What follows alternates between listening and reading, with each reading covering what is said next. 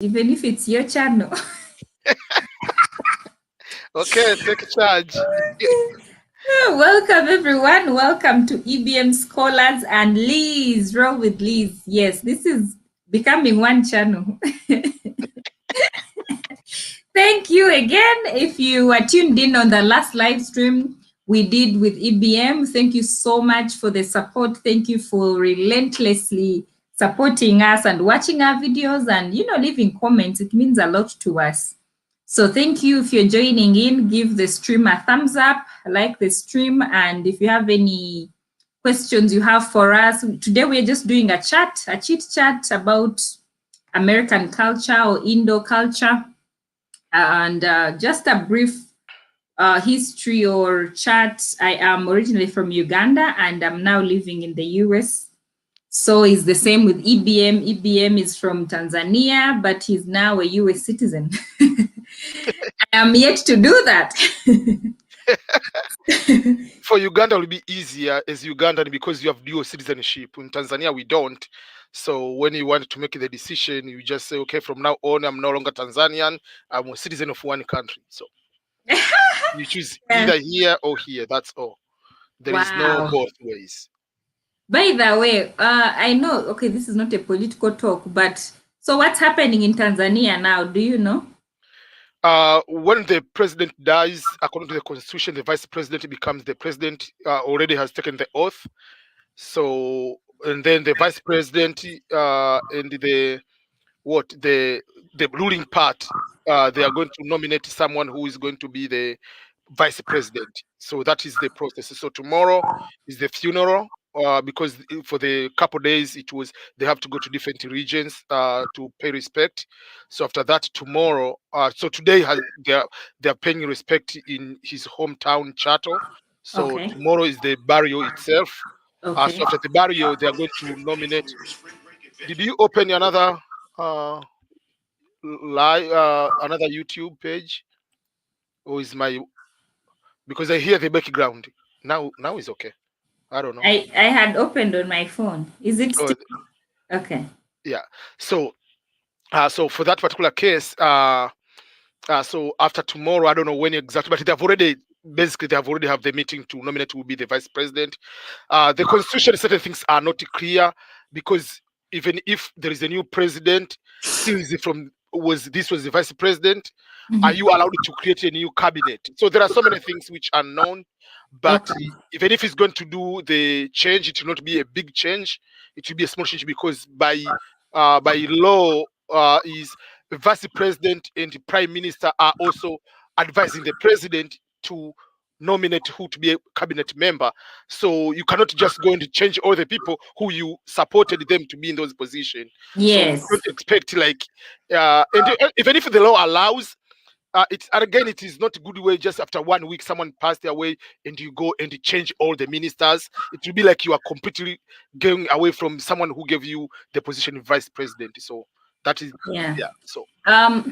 so people are joining in. Welcome to the live stream. Welcome Juliet, welcome Irene, God is love. There's Sarah, and someone is asking that the only issue is safety in USA. How do you guys feel about that? You know, the shooting that happened EBM, it happened like 30 minutes away from my house. Yes. Number one, this is what I can explain in a very easy way.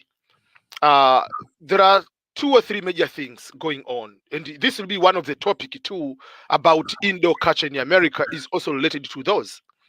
Number one, in US, ownership of the gun is the constitutional. You are allowed. It's a Second Amendment. People have to do that. And if you want to win a president, if you say you are against the Second Amendment, that means you are into dictatorship.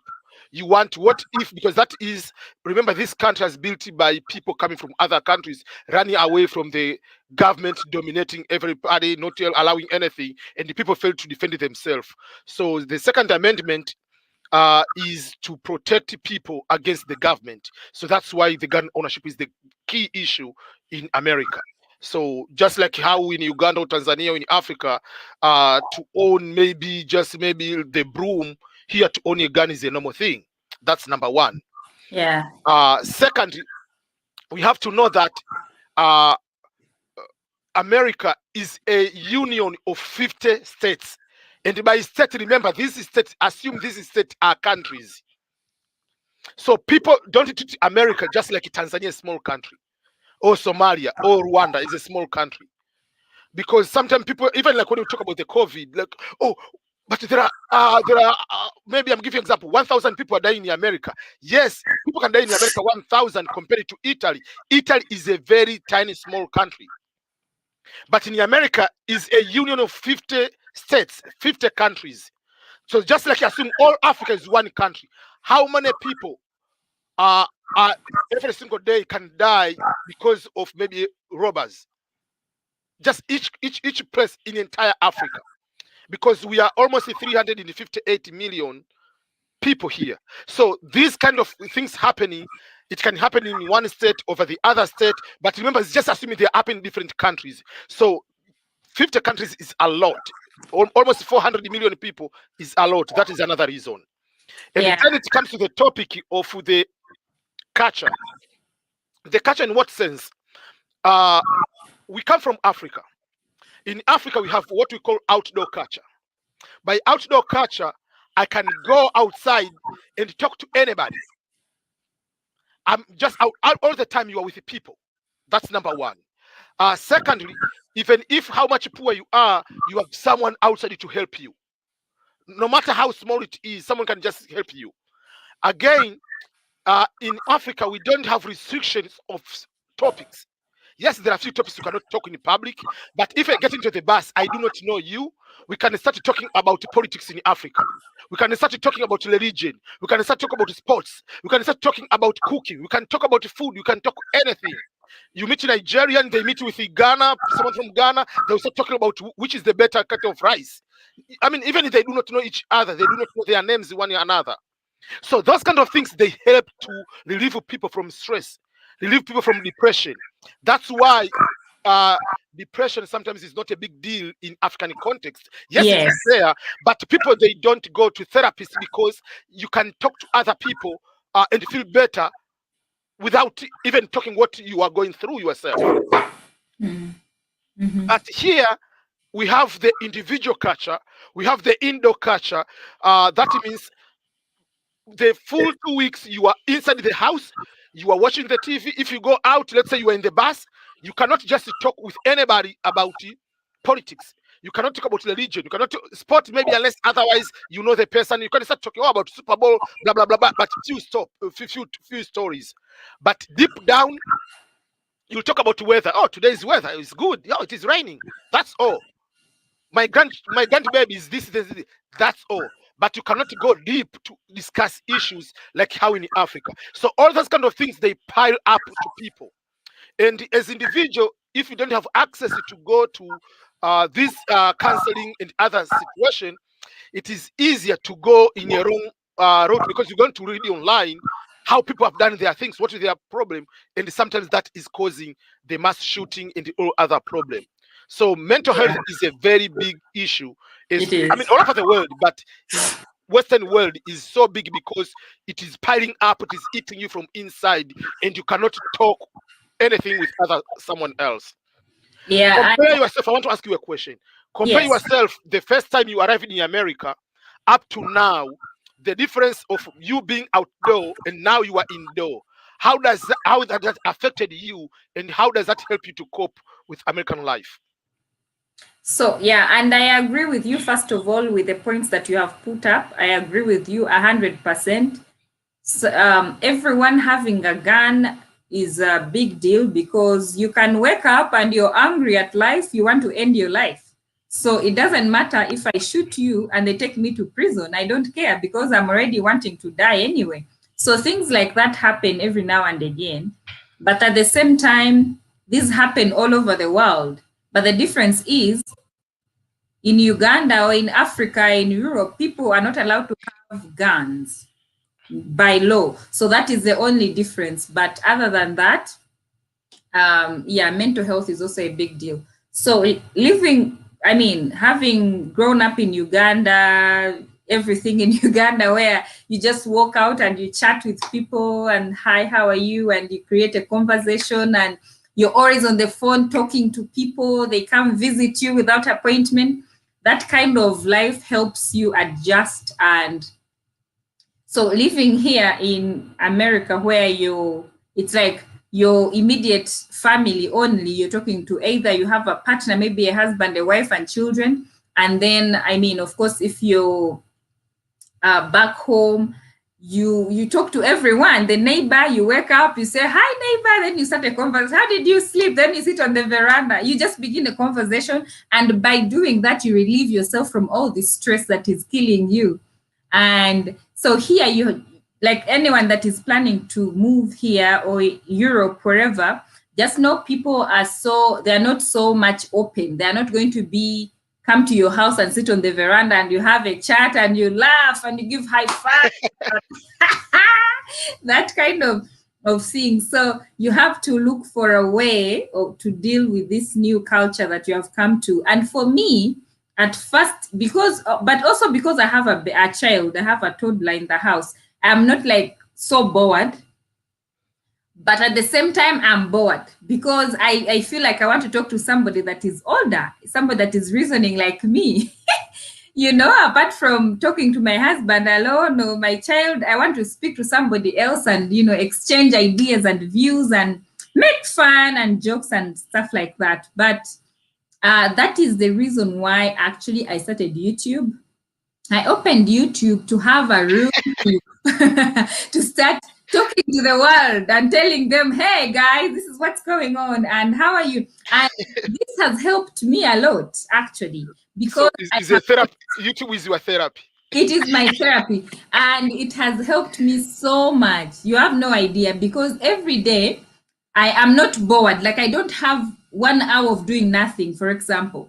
I'm always busy. I'm thinking of the next video. I'm thinking of what can I do? I'm going live. So you don't have time to start getting depressed, to sit down and start thinking about life, or you miss home, or I miss my friends. So this YouTube has helped me a lot. I don't know what helped you. You can also tell us. Okay. So number one, when I came here, because it was during the fall season. It was in August. So two things happened at the same time. Number one was the issue of the indoor culture. That was number one. But number two, related to that, the sun at that time, in July, August, is until 9 p.m. there is still light outside.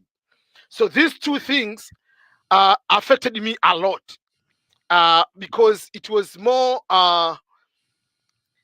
you want to go outside, but where are you going? And who are you going to talk to? So that is the problem. Because if you go outside, yes, what are you topic you're going to talk? For me, like, you're going to talk about weather, those are minor issues. I want to talk about the bigger issues. Let me interrupt you. When I first came here, I thought people were so bored to be asking me about weather because I said, because in my heart, because you've grown up in a tropical environment, tropical climate, nothing changes apart from when it's raining. Nobody's going to ask you how the weather is today. Apart from when it's raining, they can ask you, is it about to rain? So when people would come and even they call you, or when they come from work, people would ask, hey, so how is the weather over there? So in my head, I'm like, maybe I think I'm so boring. Like, why would someone ask me about weather? But eventually you realize that because the weather changes here, sometimes it's cold, sometimes it's too hot. So they just want to know. It's the kind of chit chat that you can do. So when about weather, I remembered when I was like, why would we be talking about weather and food? Yeah, so because people are looking at topics which they don't have the difference in opinion. Because in America, one of the things is people don't want to have someone else's opinion. So what we do, we talk things which we can have the same without not arguing. For instance, we can talk about weather. The weather is not about the bigger discussion, like competing. I'm giving an example, like here someone can say believe in God, someone doesn't believe in God. So if you bring that topic, it can be a complicated thing. Yes. So you don't want to argue. So you just want to bring something that is general. It is no. Oh, that's good, but it's not a lot like last year. We all agree on that. Yes, you are talking about food. No, I like Italian food. Oh, with this ketchup, whatever. You just add a few things. That's all. So people don't want to have this opinion. You cannot talk about politics because politics have been divided into two major situations. So everything has been divided. Everything has been divided. So people are looking for the common things. You cannot be able to be divided. So that is the bigger thing. So for me, at the beginning, like you have to be indoor almost all the time. I mean, so I had to start finding a way, like finding like online subscription, watching soccer, and all that kind of things. Was my first time. But also I started like behavior regular, maybe to Starbucks for international students. But because I came as international, and we were in the small town in Huntington, West Virginia. So we started like having like what we call the like what we call international table, like all international, they go to hang out together in a certain area. So I mean, students they come, but international they go there because when you go there, you can talk your life in Africa. So sometimes, so it used to like a couple times a day, like a week, you meet some people like somewhere, you can talk so many things, all that kind of things. But with time, I become like any other American. I don't want to go outside to do what? Like, why should I go? Like, if we say, can we go to the store? Oh, why should I come there? So for me, like, even when I travel to Africa, for instance, I go for work. Let's say it is a Friday, maybe Saturday and Sunday we don't work. I can stay 48 hours in the room and go to eat in the restaurant downstairs and come back, and I'm okay. So it reaches that stage. After that, I'm very much comfortable to be indoor.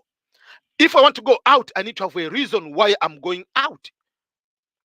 But at the beginning, it affecting people so bad. It can depress you. It can make you even not be productive in what you're doing. So when you come here, come with a mindset that people are nice, but the country itself, you can only just shop to your neighbor and start talking. They have their own schedule. Maybe they want and the topics are limited again. So you need to have American friends, you need to have your international friends, you need to have all friends, and you have to know who I'm talking to, what kind of topics. And when growing up, I always thought it's the rich people, the people from the fancy neighborhoods that would go jogging, and when you come here, you have to run, you have to do exercise. So I'm now thinking I've now become like those fancy rich people I used to see. Because after work, they'll dress up all nice and have their earphones and they're running in these rich neighborhoods. And when I look at them, I say, that is what rich people do. Exactly. In Africa. Because people don't go out running. Because, I mean, your means of transport is you're walking to work, you're walking to the taxi, you're walking to the grocery store, you're walking all around every day, you're already sweating. You don't have to run in the evening. You're already doing enough exercise, you're lifting so much. So so people, when they when you come here, you're so much indoors, and you drive to work, like you don't have so much of the physical exercise. That is when you notice you need to actually work out. I started serious working out actually when I came here.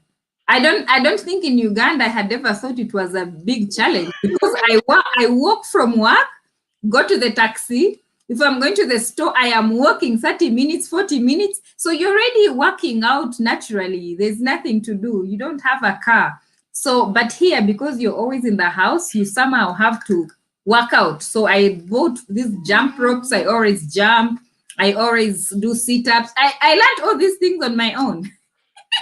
Exactly. Yeah. Yeah. So overall, when you are here, when you come to these countries, you need to know for sure that what things are you able to do. That's why nowadays social media is becoming big. because even in Africa, some people, they chill at home and they just hang out with other people online. But my point will be also, when you go to the online, make sure that you use online in a way that is benefiting you, not the online life going to drive you crazy, not the online life is going to take away your soul. For Yes. instance, there are some people, I'm giving an example. You go to the hotel, you take maybe 50 different photos, different clothing on the same day, so that you can be posting in different days that you are going to the swimming pool. How does that give you, like, are you fooling other people? You're fooling yourself. So those are the things, like, so when you come here, the good thing about in America, we don't compete one another. If you have a Mercedes Benz, I know it is an auto loan. I don't need to worry about it. If I want it, I can get it. It's different from Africa or in Asia, you have to buy by cash. So for that particular situation, it makes a little bit easier here to worry on your own life, not to worry with other. And even when you are driving, you are in the, maybe you are in the freeway or highway, you are almost like 75, 80 kilometers per hour. If I convert in kilometers per hour, who is worrying about what type of car, vehicle you are driving? And if you have, that is you and your life. My budget doesn't allow me to have that one.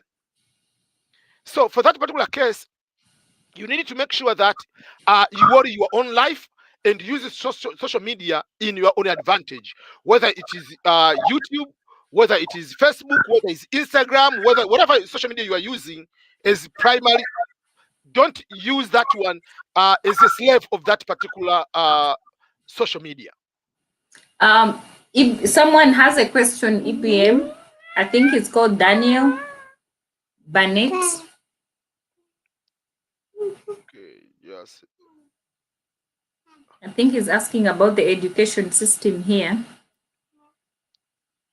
Just one sec. Yes.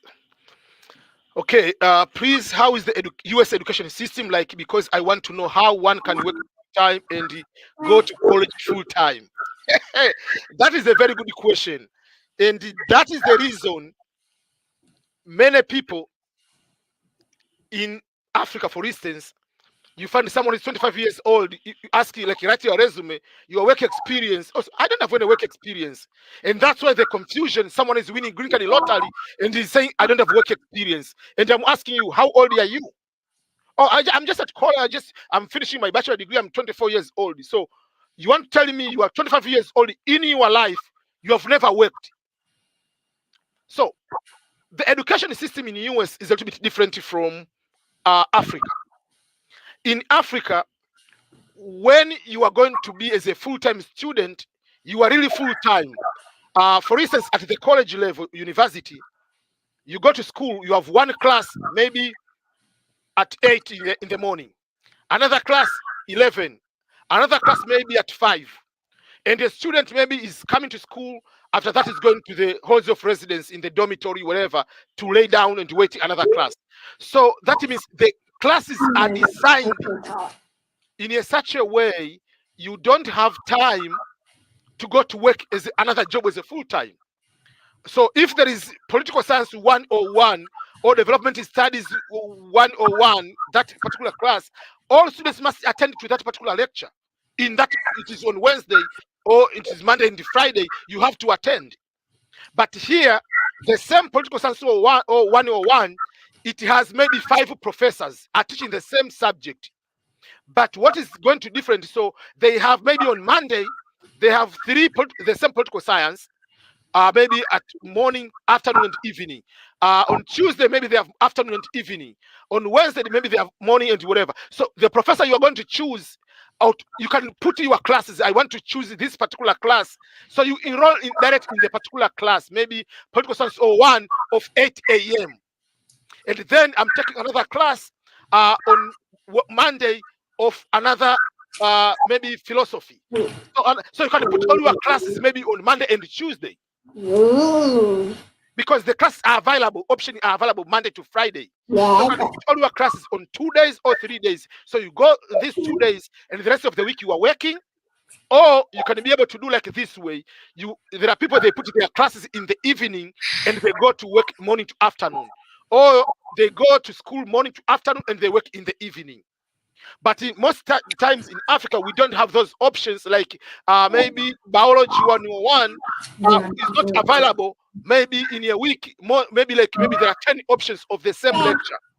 So for that particular case, because there are no 10 classes of the same subject, you are forced to go to study, to go to the class at that particular time. In that particular way, you don't have the way to do another full-time job aside. That is number one thing. Another reason why it is affecting, especially in Africa, cannot be do full-time, because the day of working is for everybody, almost the entire country are working from 8 in the morning to 5 in the evening. Majority of the people in the evening, everything is closed. But here, if you're going to work at the malls maybe are closing at 10. Some of the Starbucks, some of the McDonald's, they work full at the 24 hours. You go to the industries, they work full 24 hours. You go to the warehouse, the 24 hours is operating. So I can go and work 8 hours during the night, and I can sleep 4-6 hours. I can come to go to school, and I can sleep again in the afternoon. So that is available because the day here is 24 hours. But in many countries in Africa, for instance, if I talk that way, majority of the jobs are just half day. So even if you want to do after lectures, you finish your lectures, let's say at 4, what are you going to do in the evening? There are no other jobs, most of the jobs which are available in the evening. That is another reason. The last one is this way. Here, by saying you can work full time and also study, by working full time, you are not going to be a manager somewhere. You can also be in a position to go to work in the restaurant. You can work in the mall. Minimum dollar job, general. You can make $15 per hour, $12 per hour. But in Tanzania or in Kenya, in Uganda, in Ghana, in Nigeria, wherever, as an university student, you cannot go and work in a cafeteria. If you go in a cafeteria, you can work for the entire month and you get $100. Is that worth it? No, it's not worth it at all. That's why even students cannot be able to work, because the energy you're going to put and the amount you're going to put as a minimum job is not. You cannot tell someone going to be a babysitter to someone per month. In most African countries, you get $30 per month. But here I can be a babysitter and I can make over 1,000 in a month.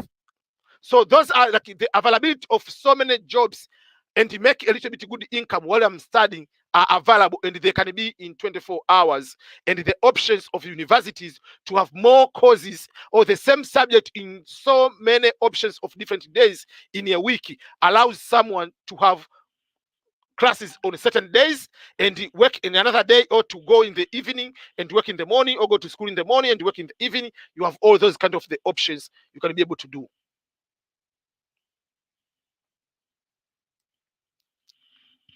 You are on mute. Okay. I muted myself. Sorry. So also we have another question from Eli. He's saying, how long does it take to adjust the driving system in the US, since most of the time you have to mind your own business and cannot bother others? You know, I will give a short experience example, then EBM can add on. So because I think EBM has more experience than I am. So for driving, first of all, in Uganda, we keep left, and in the US, you keep right. Is that right? Yeah, the driver, yes, yeah. So that one you have to kind of know that the steering is going to be on the other side compared to how it was back home in Uganda. And then most of it here is you have to know that if you drive carelessly, it is not that the police is going to follow you up, but also there are cameras watching you. So in Uganda, for example, if the policeman doesn't see you, you can get away with it. Most of the time, you can get away with it. Nobody has seen you. They're not going to fine you.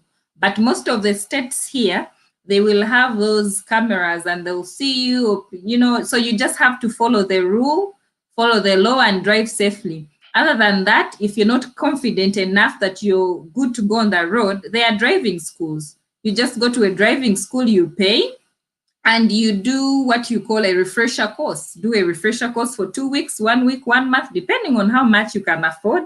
And once you've done with that, you can go on the road and start driving. It is actually pretty easier here than it is for me back home in Uganda, because in Uganda there's a lot of chaos. You're going to be driving on the road with motorcyclists. You're going to see people crossing anytime. So you have to be on the guard. They may not even follow the zebra crossing or the crossing line. So anytime you just have to be alert. It is actually really mentally challenging if you're driving back home in Kampala. It's so busy, if you have seen videos. But here, people follow. If it is a crossing, how do you say, a zebra crossing, people will cross from there. You're not going to find people crossing just from any point, which makes it a bit easier. But also people drive really, really fast here. That's what I've noticed. They drive really fast.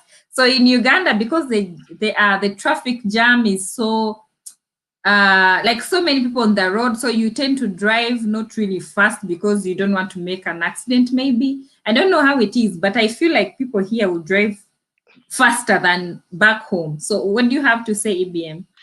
Yes, you put it in a very correct way. Number one, I mean, you put it that way. Number one is the speed limit of African countries is different from here. In the bigger main roads, like the limit, not by the traffic, is 50 kilometers per hour, many roads in Africa. 50 kilometers per hour, 60 kilometers per hour, that is like 25, 30 miles per hour here. 25 miles per hour, that is the road you are using in your home street, not the main road. The main road here, many cities, is 65, 70 miles per hour, which is 100 to 120 kilometers per hour. So you have to know the difference. In the main road, which you call highway, or some people they call it freeway, like in California we call it freeway, here they call it highway. So for instance, in the highway or freeway, no human being is allowed to walk on those areas. And you cannot cross there because all the cars, they will be in the same 100 kilometers per hour speed, unless others there is no any other reasons. So you don't expect anything, and all maybe 4 lanes are going this way and 4 lanes are going this way. So there is no like, okay, this person is coming this way and there is a whole is crossing is coming to hit me. That's one of the things. And here, because yes, there are people don't follow the regulations, but we expecting you to have the regulations, even if there is no anybody at 3 a.m. or 2 a.m. midnight, but there is written stop, you will drive and stop, even if there is no anyone. So it has become a part of the it's a regulation which people are born here following those regulations, just like the child from day one was born is putting seat belt. So putting a seat belt here is not something everybody will just come in the car and you put a seat belt. It's not like like people have to remind you. So it is a culture. So driving here is easier than driving in most of African countries. I can simply say on that way. So you just go. You need to. I used to have a book somewhere here, and I was showing you some people. So how you get? Yeah, the book is here. How you get the license? You go, like for instance, each state they have this type of books. They are free. They give you particular state. So this is just like the driver guide. So these are there are regulations in this one which are specific for the state, the roads of the state, but majority they are for everywhere. So you you read this one, and then you are going to take the test. You take the test. I don't remember. I don't know, 20 questions or 10 questions, whatever. If you get the 80%, something like that, you pass. They give the learner's permit, which they call temporary, whatever, driving, whatever. So it's a temporary permit. You give that one, and then either you go to learn from, maybe you're going to the driving school if you want, or you have a friend who's going to teach you, or you know already, you are going to ask after training, whatever. If you know, then you are going to call behind the wheel test. You are going to be in the car, and someone from the Department of Motor Vehicle, DMV, is sitting there, and then is going to mark. Is telling you stop, take right, take left, do the blinker indicator, all those kind of things. You park the parallel parking, normal parking. You pass, then they give the real permit or the driving license in that way. So those are the just ways you can be able to go about it, and and be able to do that. XP, do you think Uganda, Liz will be able to come to say, do you think Uganda and the most African countries could benefit from stricter driving pedestrian laws? Liz will, when Liz comes back, I will put that one too. But on my end, it is very difficult to have the very strict laws, especially pedestrian laws, because the roads are not designed like here, where we have all the sign everywhere we are supposed to. That's number one. So many places they don't have enough signs, and some of the sometimes you might have the what I can simply say, the driving, for instance, like there is high level of corruption. So yes, there might be when they have the strict rules, those rules make it difficult or make it benefiting the police, because once they get you, yes, they can give you a ticket where you have to pay the fine, but sometimes the fine can be maybe, let's say, $50. They say choose to pay $50 or give me without the ticket $20. So it increases the high level of corruption in most cases for the police.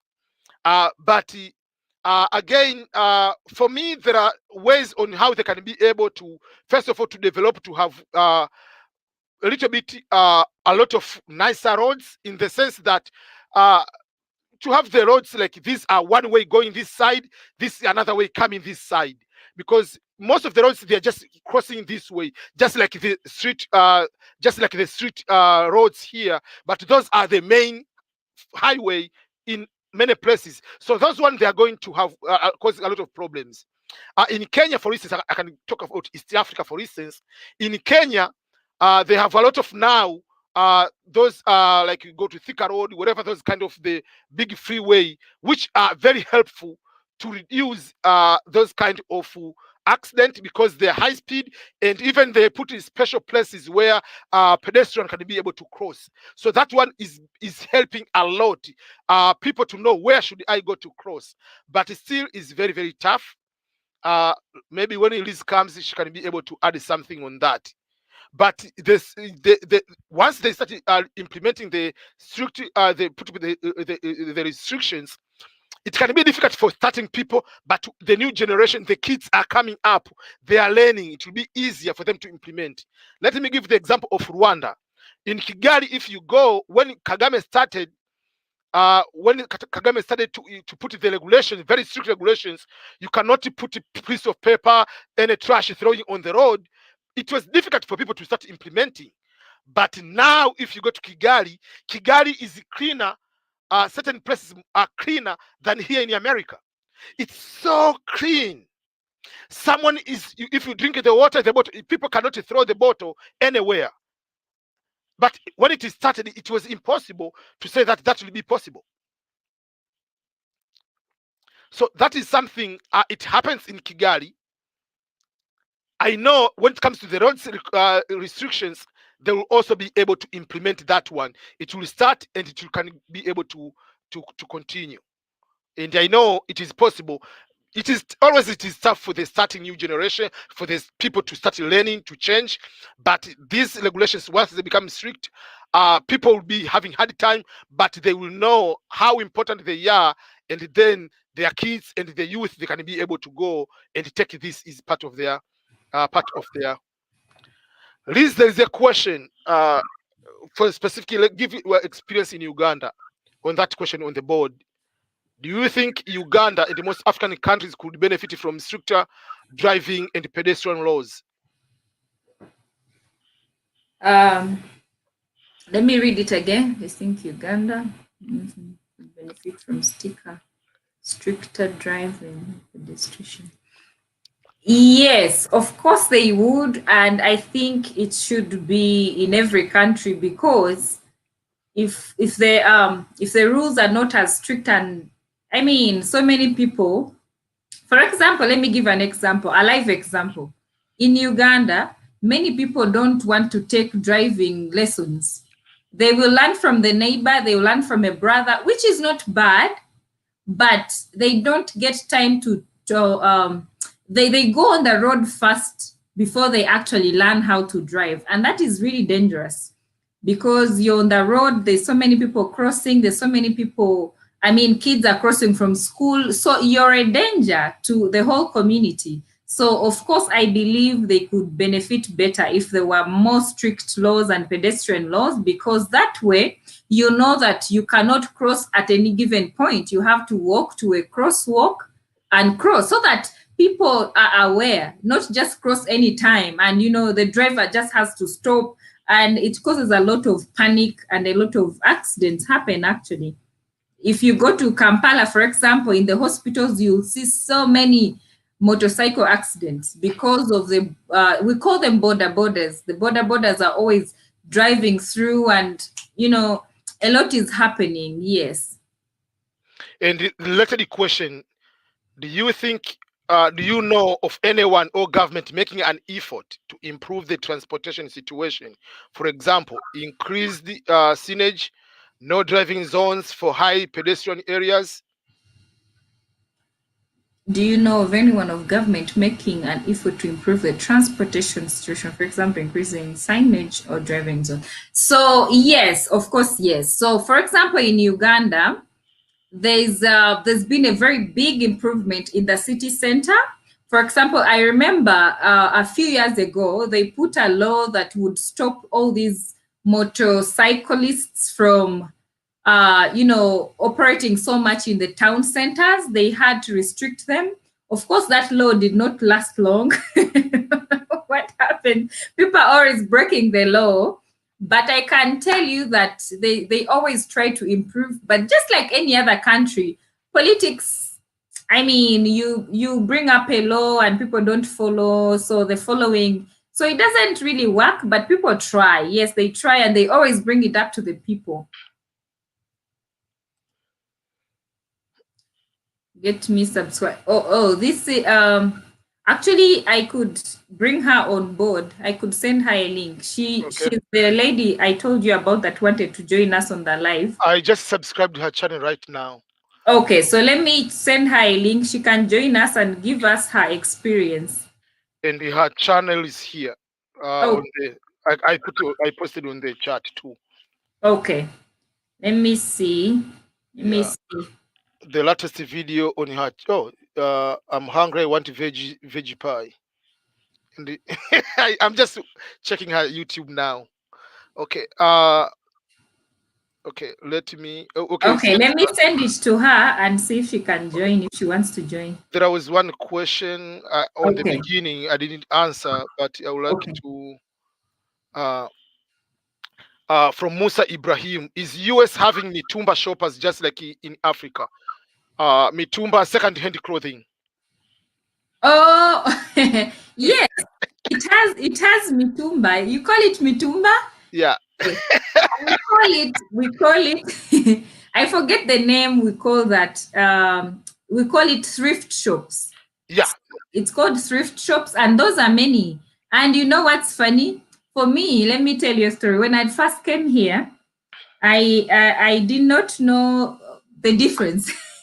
so I thought it was like a supermarket because because that's how they are. So what happened is I would say, hey, let's go to Goodwill. Yeah. And my husband doesn't like thrift shops, so he's like, why would you want us to go to Goodwill? You can go to these other centers. So I said, no, I have no problem. I like Goodwill. So one time we got to Goodwill, and I bought a few things. And so when we went home, he told me, you know, you can get the same clothes from Macy's or these other shopping centers. So I said, no, I don't want to spend so much, blah, blah, blah. And he said, no, it's okay. You can get them. It's not that that's too expensive.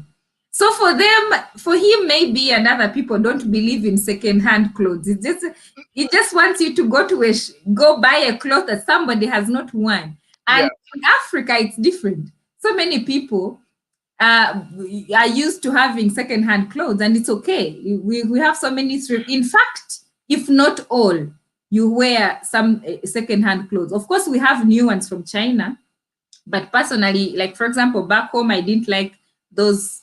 They are low quality from China than. Because they are not unique. Somebody is going to have the same clothes in church service. You look at them, they're wearing the same.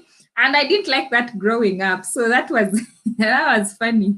Yeah. So another thing I want to add on that. So when, I mean, especially when you come as a student, is different. I mean, even if you come as a green card holder, whatever, yes, second-hand clothing or second-hand stores are the one you can be able to start with. But the challenge is, again, it depends what things are you going to buy from that store. Sometimes there are things over there you can buy, but you can go to the store to get the newer one cheaper than that, depending on the season. For instance, now we are going in the, maybe we are finishing, maybe let's say you are coming as a student.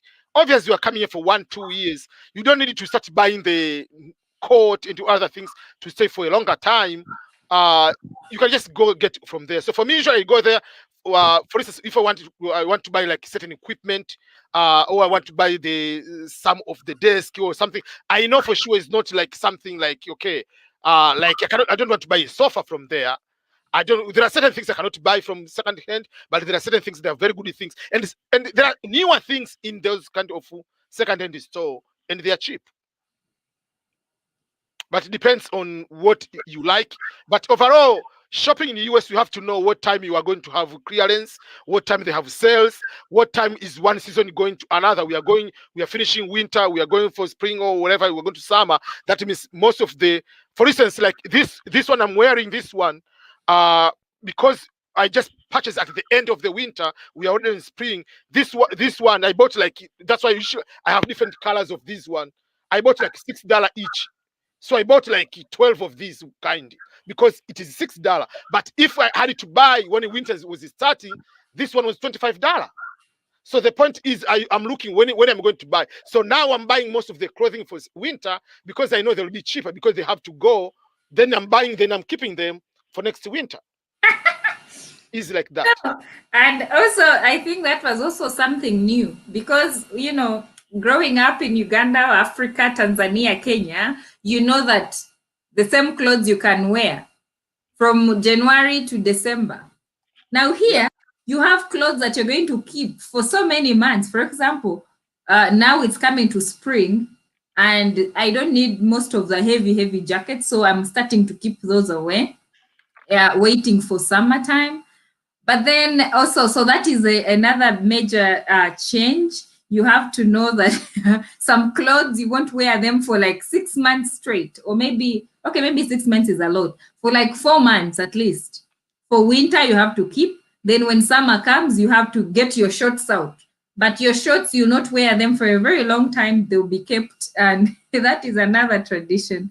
Let me see if there's other clothes. I watch lots of movies as sea parents struggling to raise up kids in.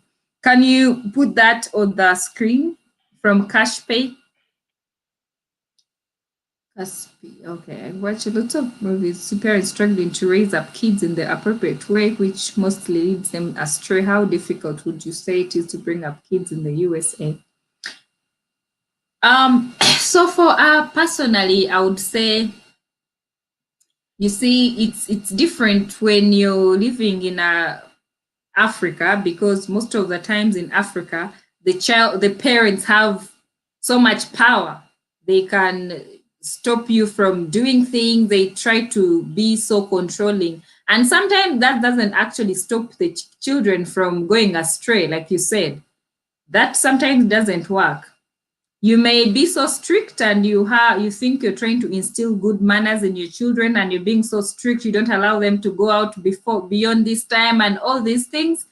But the children sometimes end up actually doing the things you're stopping them from doing. So sometimes it works, sometimes it doesn't work.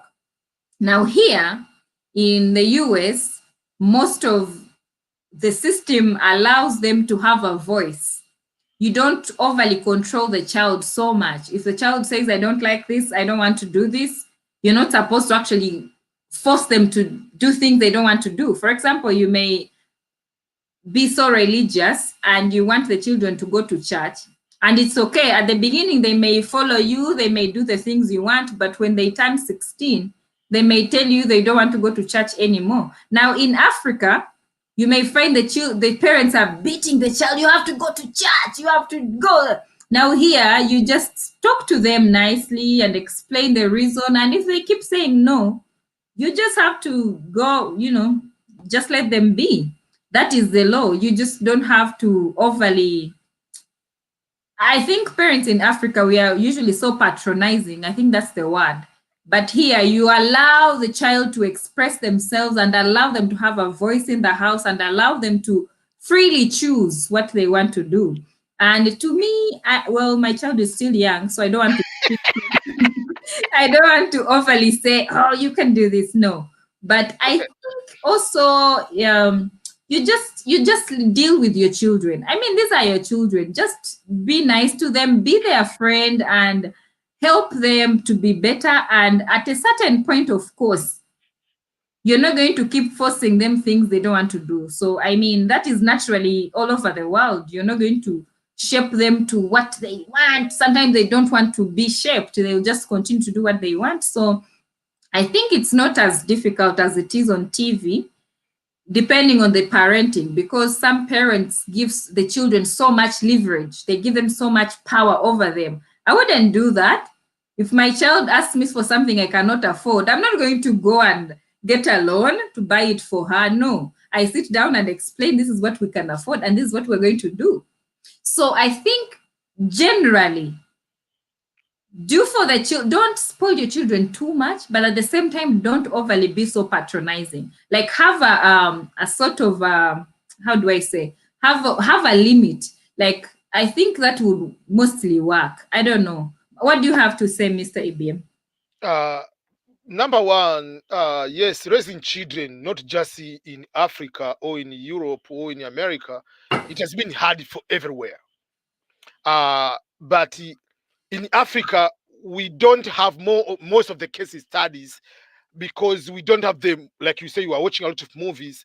The movies in Africa, most of them, they talk with almost the same thing. It's just marriage, about celebration. It's just like they don't capture all those kind of things.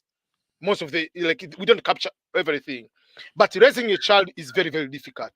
And especially now in Africa, it's becoming harder to the parents. Previously, yes, you had the opportunity to threaten them and all other kind of things. But now, with urban, the kids are in those international school. They come back home. You take them to McDonald's. We didn't go. There was no McDonald's back in the time. So the kids, yes, they can be the same way, like they are in Africa, but they watch the same YouTube. They watch the same movies. They see how life it is. They have friends. So it's becoming difficult in all everywhere. But in Africa, again, another thing is most of the parents are taking, once you have good money, you take opportunity to take your kids to boarding school. Yes, you are on one way you are giving them the good education, but in another way you are taking away your responsibility as a parent. Here there is no boarding school, so in the other way you'll be with your child. So it will be a struggle because you have to deal with your child for 18 years. But a parent, you take the child to a boarding school, the child comes on leave in June, and when it comes in June, you are going to work. You meet your child a few hours before he's going to sleep every day. So you don't have. I'm talking like those, like the most modern families. They still don't have that one. In the rural areas, it's a little bit different. But overall, it's a big challenge. So what you need to do, as Liz was saying, you have to have a medium way, not too strict, not too laissez-faire. As long as you love your child, you want better things. But wanting better things doesn't mean that if they say they want from now on to sleep outside and they are 10, you say, oh, because I love you, just go and do. The answer will be no. That's why you love them.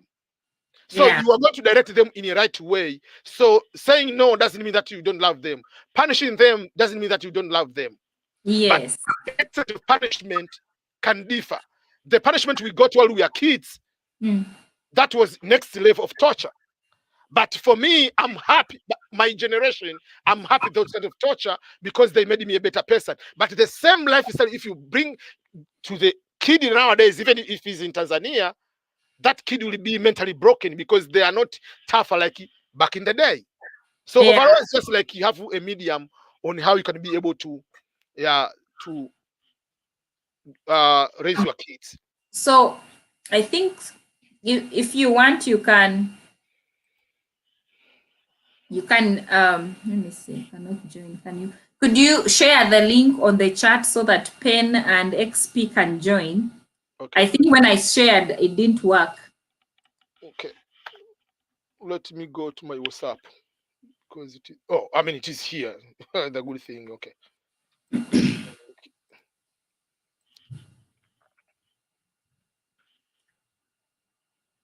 Okay, so the link, IBM has shared the link, so Pen and XP, you can click on the link and join us. So what was I saying? So yeah, I mean, just like the Ugandan village wife has said, it is that parenting is a journey. You cannot say you're the best parent. You cannot say you're the best child either, because it's challenging, but it's worth it. It's what it is. Like if you say you're the best parent, you cannot say you're the best child either, because it's challenging, but it's worth it. It's what it is. Like if you say you're the best parent. Let me turn off my phone. That was the, so if you join and you have to, it's challenging, but do you have to put earphones?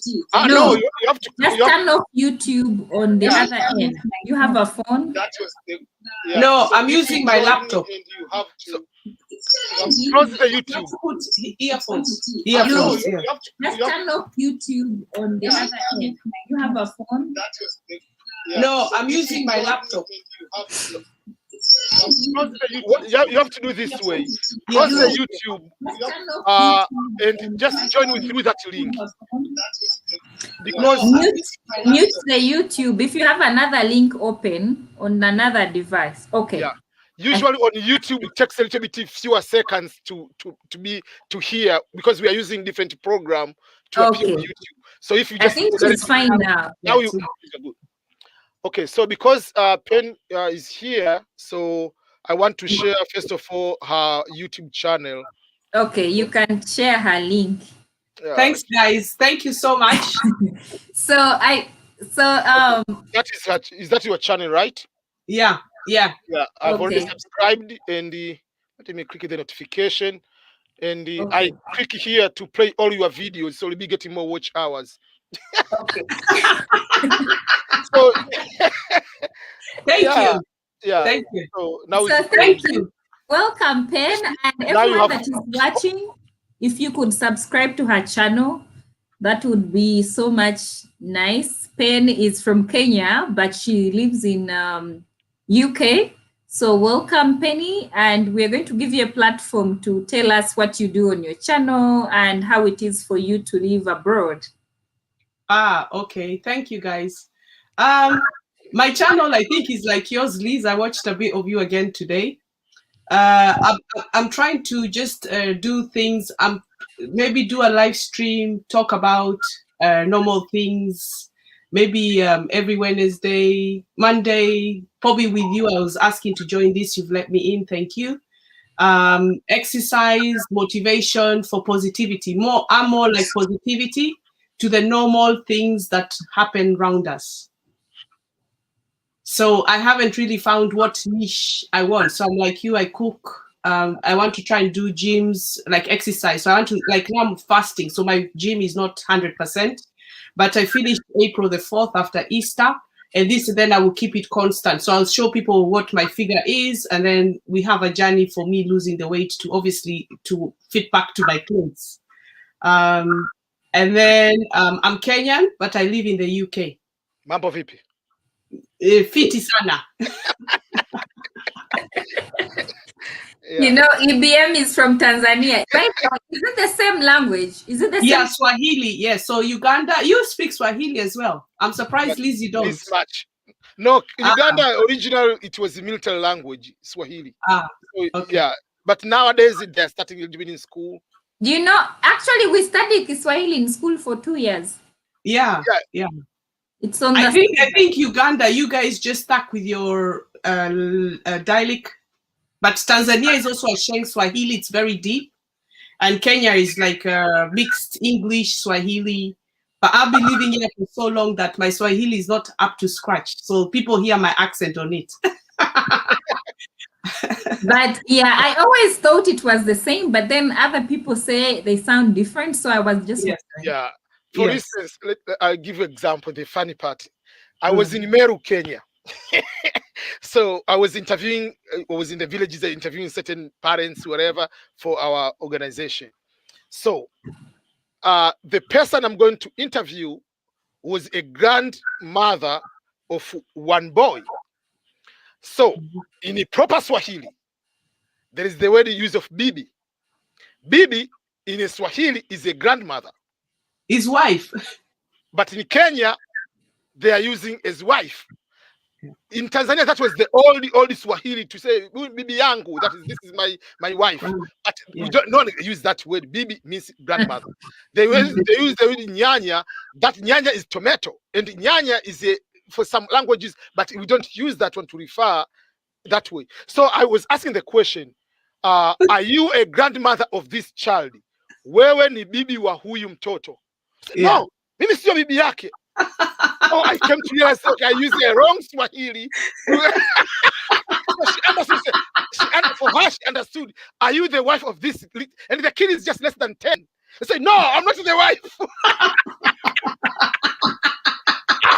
I like it. I like it. Yeah. So, and I was hearing about what Liz was going. Let's go back to the children, the parenting. Yes. I was like that, but my children are big. So my last born is 17 years. My son next end of the month, he'll be 28. I mean, he'll be 27 on the 28th. He'll be 27.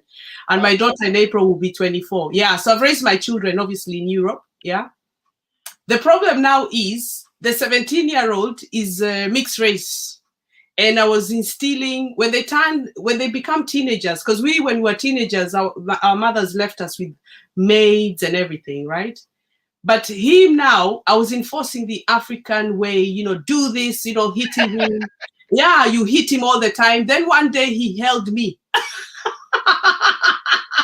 I got scared. So I realized he has mixed blood because my older son is black, but then him is now mixed. So I realized the older one was efficient quickly. At 13, he was working. 14, like that, he used to pay for his things. While this one is just, it's not happening like that. So I realized that, hang on a minute, he's mixed. And how I was brought up is not how I should do that to him. So I started talking to him and it changed everything. Because he wouldn't wash dishes. I go to work all day, come back, dishes are not washed. Or he'd sleep and not bother to iron or do something, to help out. Because obviously I'm a single mom, but, for him to learn to do things. So I started speaking to him and I started asking him, what is it you want? Do you want another mother? Do you want to move out? Do you want this? And he said no. So I realized it was his hormone change. He hasn't had a father influences his life. And I'm trying to install him the African way. So sometimes in the Western world, guys, you need to talk to your children, ask them. And actually, he used to pray in church as well. And when he reached 14, he used to pray for a whole church. So a big service, but he was like the youngest prayer of prayers when we were praying in front of everyone. But when he was around 14, he said he didn't want to do it anymore. So I just left him. So nowadays, you have to leave them. So even like he studies, I tell him, and if he doesn't listen, I just take everything, PlayStation, mobile, switch off everything, TV, and I put everything in my bedroom. And I do it for a month because you can do it for 1 week and then next week they fall to their habits. But as I gave him freedom and I spoke to him and I gave him curfew and I said, you need to be in bed at this time. You need to wake up at this time. You need to do this. Dishes when I wake up in the morning, I said, I want to find anything in the sink. Now they do it.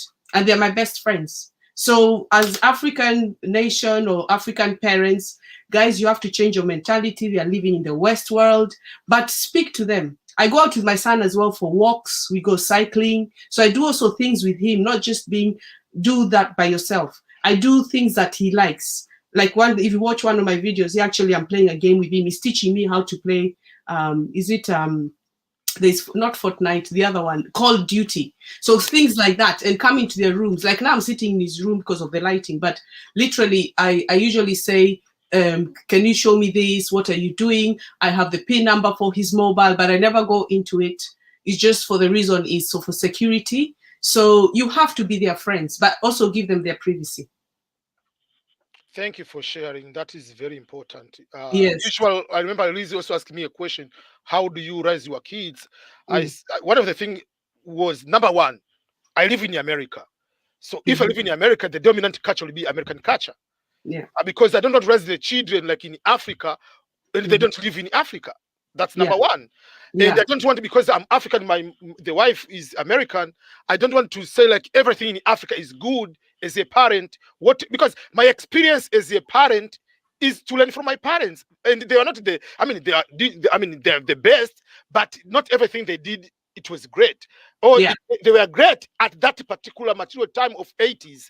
Now, 2021, they must not be applicable. So I'm taking the best of Africa, the best of my wife's lifestyle, and the American. So we combine everything. There are good things over here, there are bad things over here. There are good things over that side, and they might there might be something you take it from the religion, you take it from other influence, everything which is good. And also there are parenting classes. We don't want to see that, like African will feel, I know these things because I'm a parent. No. That's why most of our black like us, we get broke, because we don't want to go to learn about financial classes. While white people are going to get financial classes and how to do credit card, they know how to invest in stocks very early. But for us, I know to use money. Money is a different thing. Once you get all the money, sometimes you might go crazy. Yeah, it is. Even another thing I would advise people with a teenager is when they're doing their A levels or O levels, my son was doing, I got to find out later in time through other friends from other cultures. They actually get tutors for their kids. But we Africans, we didn't have that. Okay, I did a little bit, but we were not installed to have a tutor to help us because of just maybe how we are mentality. We don't stay with the kids and read with them. So you need to be there and help the children. And you get them a tutor at an early age when they go to the high school or secondary. Here we call it high school. So, you need to get them a tutor so that they excel in their exams. Because I've seen a lot of my friends, the kids are in good school. My son is in a very competitive school, and they check a minimum of them. And most of my friends' children through the church that way, they have not finished the education. But this is because you're working, you're not spending time with them, you're not checking what they're doing. Parents' evening, I tell the parents, please email me. No homework is handed. Email me. My son, I talk to him. But anyway, he excelled this year, so I'm happy. So he's A-level student now as well. So all of this is hard work. You must help the children and be by their side and speak with them. I don't know about the girls also, you need to talk to them because they start feeling you're their enemy as well as a mother. You need to speak to them all the time. Find out who their friends are. If you don't like the friends, then you need to cut those friends. Ask them. Like my son was struggling with friends. So eventually he went to play cards one day and he met his friends who play cards. Still today they are good friends. He settled down. So even sometimes friends is an influence for them. When they come home, they want to talk back to you. But I used to say to them, don't speak to me that way. If you why are you talking? I'm your mom. Why are you speaking back? I will not have that. So I do install the African way, as in don't talk back to me because you're not grown up. I always say if you're 18, you can leave and go and have your life. But as long as you're living under my roof, I demand respect. But not fighting. You have to speak to them. You have to speak to them. Yeah. Welcome, XP. Hi. Yeah, XP is in Italy. So I'm going to. Where are you now? I'm in Germany now. German, okay. Yeah, I was in Italy, like a little over a year ago. Okay, so here is your channel, and I put the link on the comment. So for those who want, so your channel is there, and please go to subscribe to his channel. If what I create is something that you actually like to watch, I'll just throw that. The advantage of your channel is just we don't want to assume one culture lifestyle. We are learning from others. So what we are sharing about those kind of things, they are very, very helpful for us. We are not over there, and you have different background, so you can share a little bit to others what you are doing. Actually, I actually think all of us here have like something in common, because we have lived abroad, all of us on this chat, and it makes a difference because I am from Uganda, living in the US. XP is an American, now in Germany. Pen is from Kenya, now in UK. EBM, born and raised in Tanzania, now in the US. So we all have that similar topic that we can both, all of us share. And, you know, I like XP, I like your channel because every day you have something new to share with us. And there's a video you shared about Italians clapping. Like when they land in the plane, he said when they land in the plane, like they've arrived at a place, all they do is clap. And you know, in Uganda, we clap so much. I don't know if it's the same in Kenya and Tanzania, but in church, for example, or at a congregation or any other function, it can be a wedding, it can be just a gathering. And if they say something interesting, the way we respond is by clapping, really loud, by the way, not like just clapping, but clapping so loud. And it's in our system. But I remember here attending church service, and it was so different. Like people, how do I say that, timid. They are not like, because in Africa, if you go to church, for example, I'm giving an example of church because it's a bigger gathering that I can use for an example. So if you're in church, for example, and the preacher is preaching and whatever is going on, people get excited, they clap, they make noise, they ululate. And I didn't see that. So I said, oh, wow, that's a big difference. Because people, they're just listening, but they're so gentle, they are calm. Oh, you're welcome to church. They're seated. There's not much dancing. And for me, I expected to be dancing and saying high five to my neighbor. And that's what we do. Yeah. And even at a gathering, another difference I noticed is when you have house parties here in the US, people are just drinking and chatting. In Uganda, if, for example, you're planning to visit Uganda, you're going to see all these differences and you'll be amazed, be like, wow. So people in Uganda mostly are into dancing. They're going to play music and they'll dance. Even in the clubs, if you go to a club, mostly I've seen people here, all they do is sit down and drink and chat, like, you know, make a small cliques. If you're with your friend, you sit on the table, you're drinking. There's not much dancing. In Uganda, people will dance from morning. And remember, our clubs don't close. It is from when they, until dawn. So people are like, I feel like they have that extra energy and extra happiness from nothing. It's not that they are rich or they've achieved something. No, naturally people will just be so loud, so happy. They'll clap hands, they'll hug you. It's just like a different vibe. Because here I've noticed people are like into themselves. They want to know you. In Uganda, people don't care if they know you or not. If they see you, they'll be, oh, I like your dress. That is the start. And then they'll ask, where do you work? Oh, I work at the MTN store. Oh, I also work here. What's your number? It's crazy. Now, if you do it here, somebody will be like, you're so creepy. Like, what do you need from me? Get off from me. Or if you don't, they'll be like, what does she want? So it's so. No, I'm sorry. Us guys, Kenya, we are party after party. If you look there, my thing says party after party.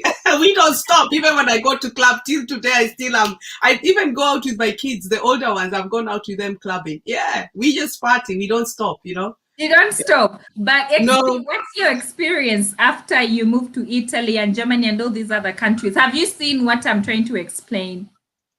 Oh, are you asking me? Oh, sorry. XP.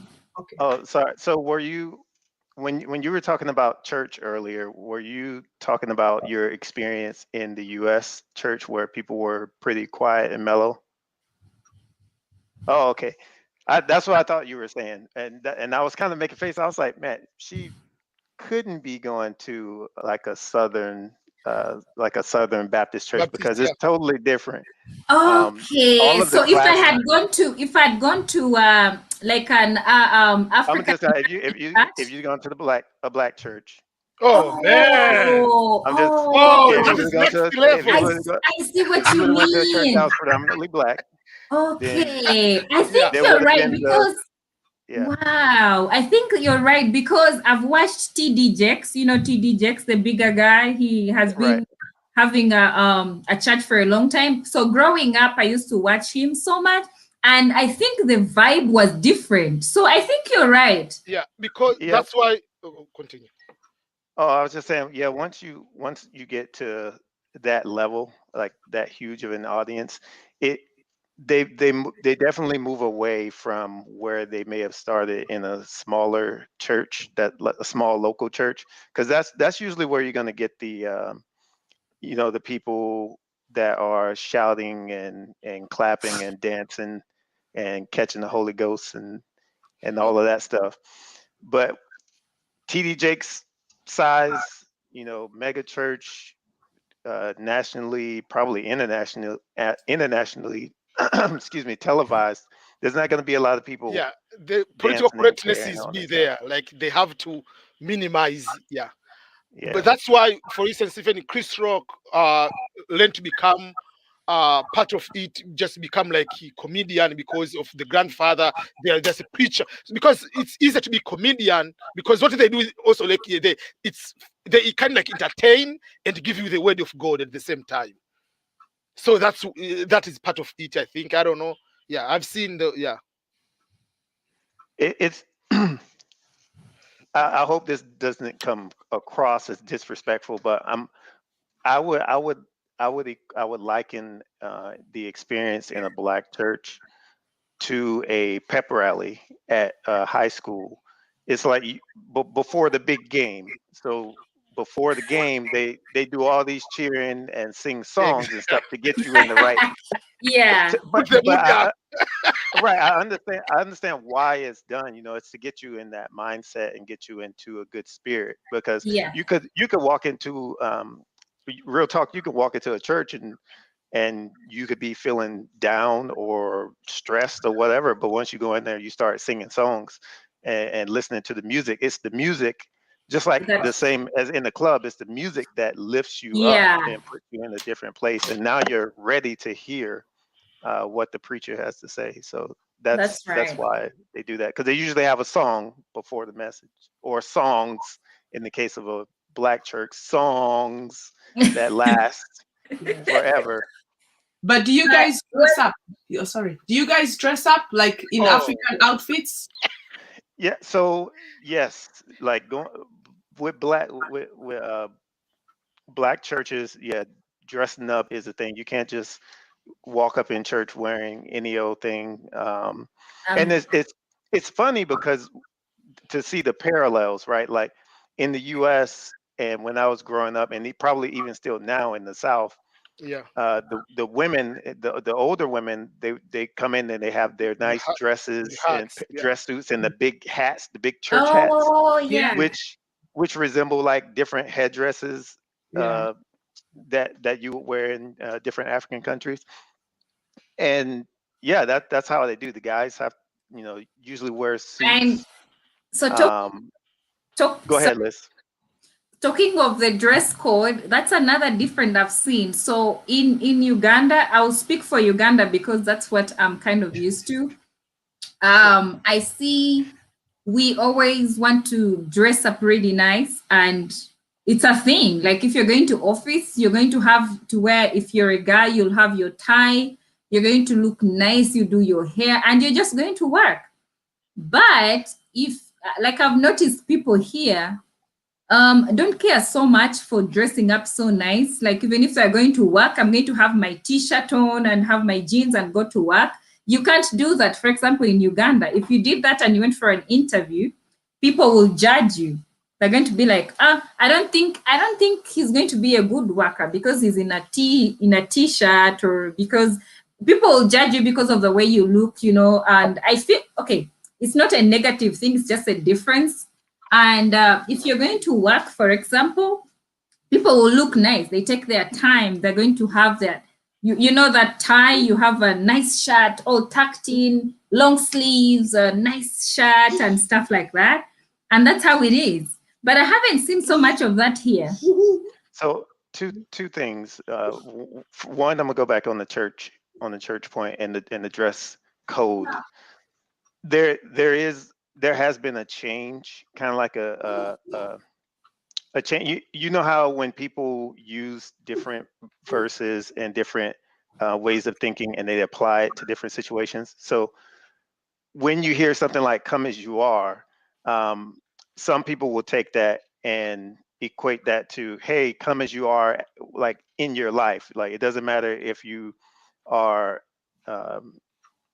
a thief or whatever, God will accept you how you are.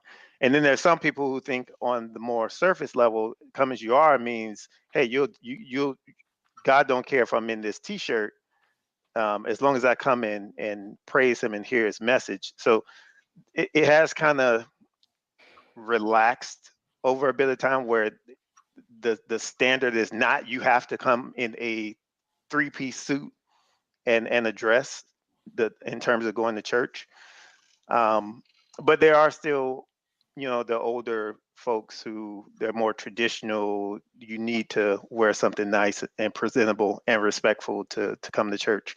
But on the job piece, I think there isn't so much an emphasis on what people wear. I think it's based more so on whatever their position is. So for example, if you have a person that is going to always be in meetings and teleconferences and in the public view, that person needs to be more presentable than a person who is going to be working in an IT lab and never sees the sun for the entire shift. You don't really care what that guy wears as long as he takes care of your network, right? And also, I was watching a South African woman. I wouldn't say she's a YouTube. She does have a YouTube channel, but she's more of a public speaker. She's more of a speaker. Zanele, can't remember her last name, but yeah, Zanele something. But she was on a panel with a few people, different folks in management, and they were just talking about the future of the workplace and how teleworking and all of that is pretty much driving the new normal in the workplace. For like Liz, you work at home, so you don't really have to wear anything super awesome unless you're going to be on a video call. So I think the workplace is getting more relaxed and is only focused on wear something nice if you are going to be a public figure. Well, here in the UK, what they do is you have to wear smart clothes anyway, like a nice top, blouse, ladies' blouse, and a nice skirt, and nice little high heels, whatever. But they have a day on Friday, which they call it Relaxed Friday. So Friday they can come in with a Friday. If you're working for an exclusive company, you have to be dressed smartly. Our organization. I think it's the same with Uganda. Like usually, if it's a big company, it will have T-shirts designed for the company, so it will have a logo, sort of thing. So if every Friday, you can always wear the tees on the Friday, like end of week, just to chill out. But most of the other days, you'd really have to dress up so nice. It's a big thing. I think it's different here. People will judge you by how you've come in for work. So but then it's different again here, because I have a friend that lives in Illinois. So she came with this very nice kitenge. Kitenge is the local fabric that looks like this from Uganda. It's like really shouting colors, like really bright. So she had that dress, and when she came to start off her work here in Illinois, she said, her boss said, no, you cannot come in with those really bright colored dresses. And I was like, what the heck? Like, it's just a dress.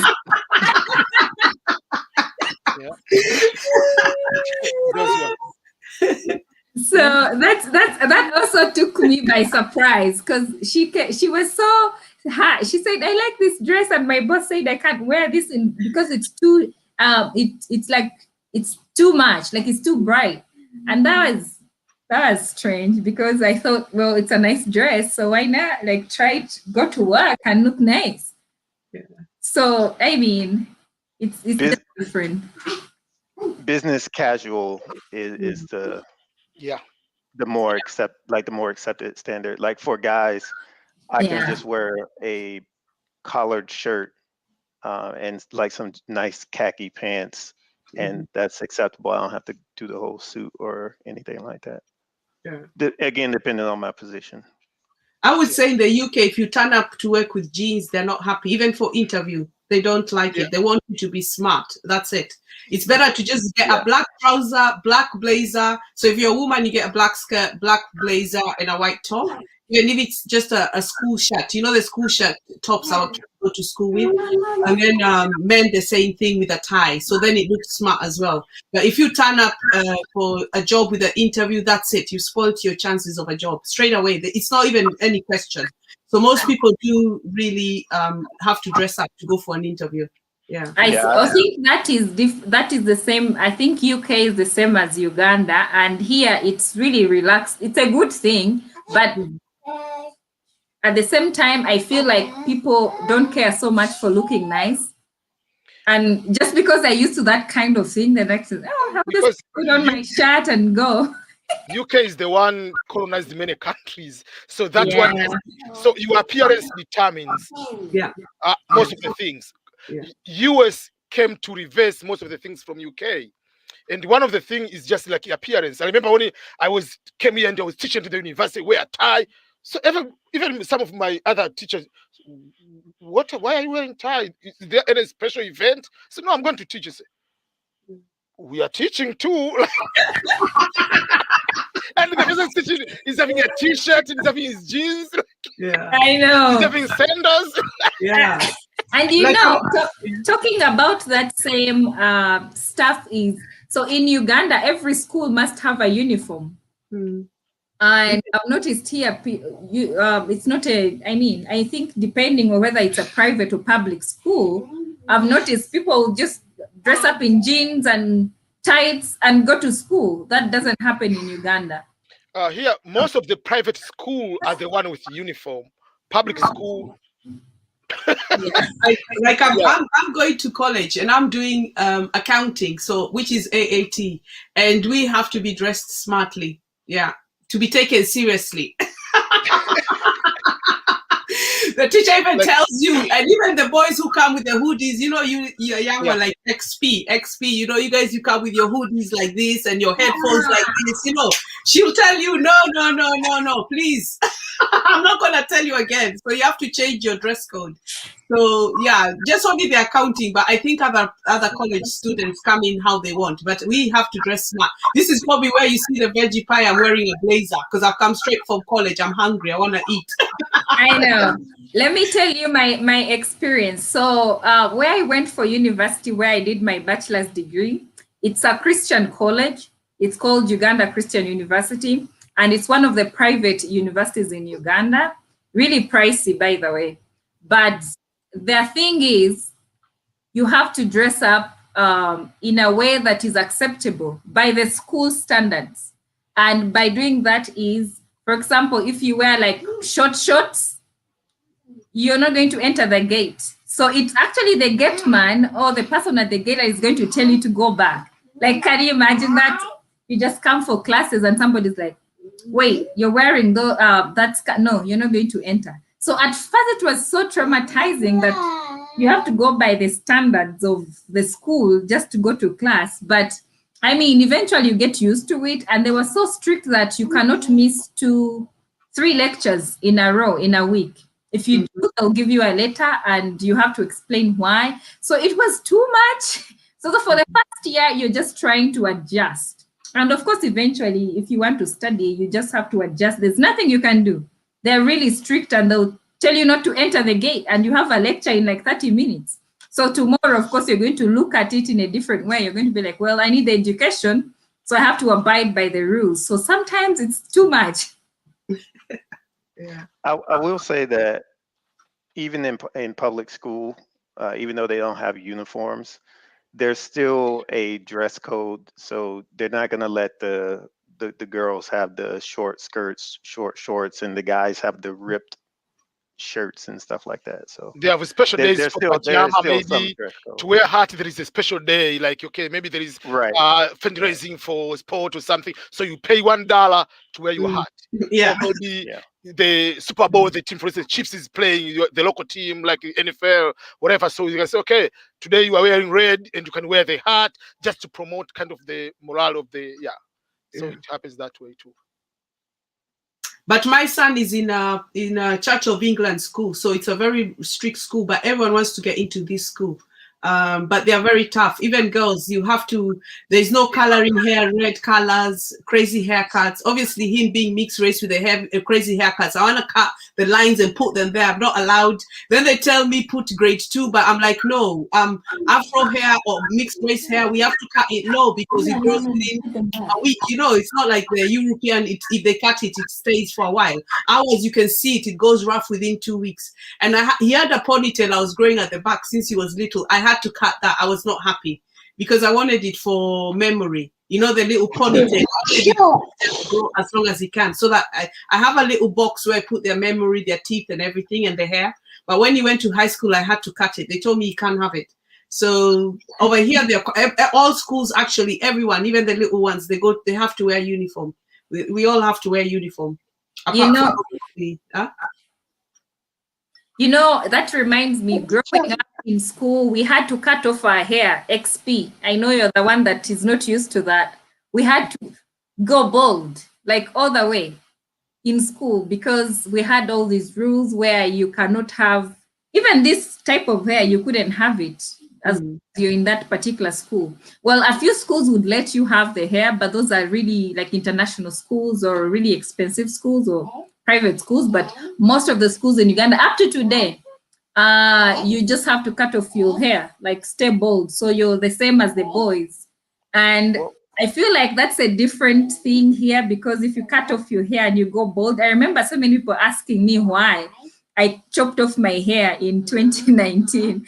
And everyone was shocked. I was like, what? You're going bald, like you're cutting off your hair? But it's what you're used to in Uganda. Like any moment you can just decide to go bald. Just cut off all your hair and I'll be looking like EBM. Hi everyone. Hello. Hi everyone. I'm off camera. I'm off the camera. That's my boss lady in the background. We're just having dinner. That's why I'm off camera. How is everyone doing? Can I see? Oh, you want to see? All right. Come this side and then we can see. Okay. Now you're making Luna also want to see who is talking. Okay. Let's get your mommy's lap so you can watch. Now you stop eating your dinner. So XP, that is the difference. So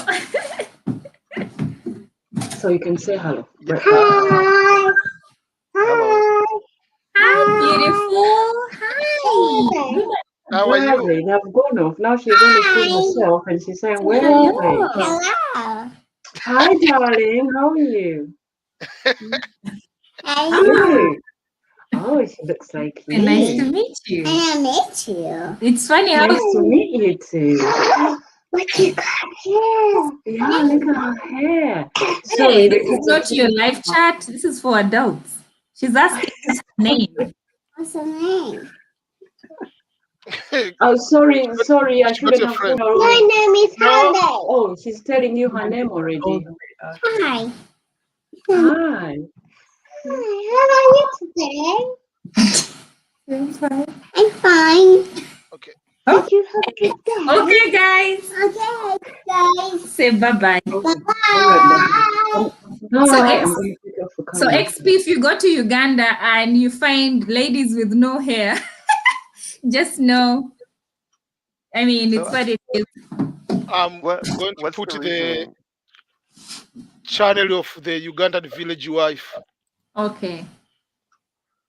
So what's the reason? To have a uniform. That is the reason. Hi. To create equality, just like in the military, like all you need to have, like, because if you have this kind of hair, you can draw attention, or people can, some people maybe they might be poor, they can try to force to be like you or something. It's just like the uniformity, like, yeah, like if you have the normal uniform, you have also to cut the hair. Yeah, so it's kind of that. And can I share something? Yes, please. Just to add on what Liz was saying. Yeah. I'm also Ugandan. Yes. Bubos. Sorry. Yeah. I'm also Ugandan, and I studied in a Catholic schools throughout up to university. And when I was at uni, I went to Uganda Matters University. And when I was at uni, one of our lecturers used to say, if by the time you leave this university, you're not a blessed, you're not like the Virgin Mary, then there will be something wrong with you. Because you know how strict it can be. I know, she's hugging her mommy. It can be really, really strict with the rules. Like when you were talking about the short shorts, or when Liz was sharing about like the gate man would be the first person to tell you off and to be like, you cannot come in here dressed like that. So that also used to be the case where I did study from. And when I was in school, like in secondary school and primary school, our hair was meant to be the longest 1 inch. 1 inch hair. Yeah, so it's but I think it's a good thing because you wouldn't care so much about the appearance. You would just focus on your studies instead of caring about somebody's nails, because we all come from different families. A certain family might be able to afford to buy their child an iPhone when another family cannot afford. So it's best to say no phones at school, so all the children are equal. And it's best to say, you shouldn't have your hair long, because most of we come from different families, and not all parents will be able to afford. And not all parents will be able to afford to buy conditioners and stuff for their kids' hair. So I think it's a good way, just the uniformity, and so that everybody just fits in. So until they're able to make their own money, and I'll have to mute now soon. It's okay. It's a family channel. We are opened. Yeah. We You're going through the same thing I go through. We connect. Okay. So XP, you actually didn't answer our question of what have you experienced in the difference when you left America and now that you're where you are? What are the major differences? There's a lot. Do you want me to speak on a specific area? You could just make a summary. Then also Pen can give us how I had the difference she has seen, stuff like that. Because me and EBM, we have talked so much, so you two can can come in. I guess I'll start with. With Italy. Yeah, I'll start with Italy and kind of touch on the driving in Italy versus the driving in the United States.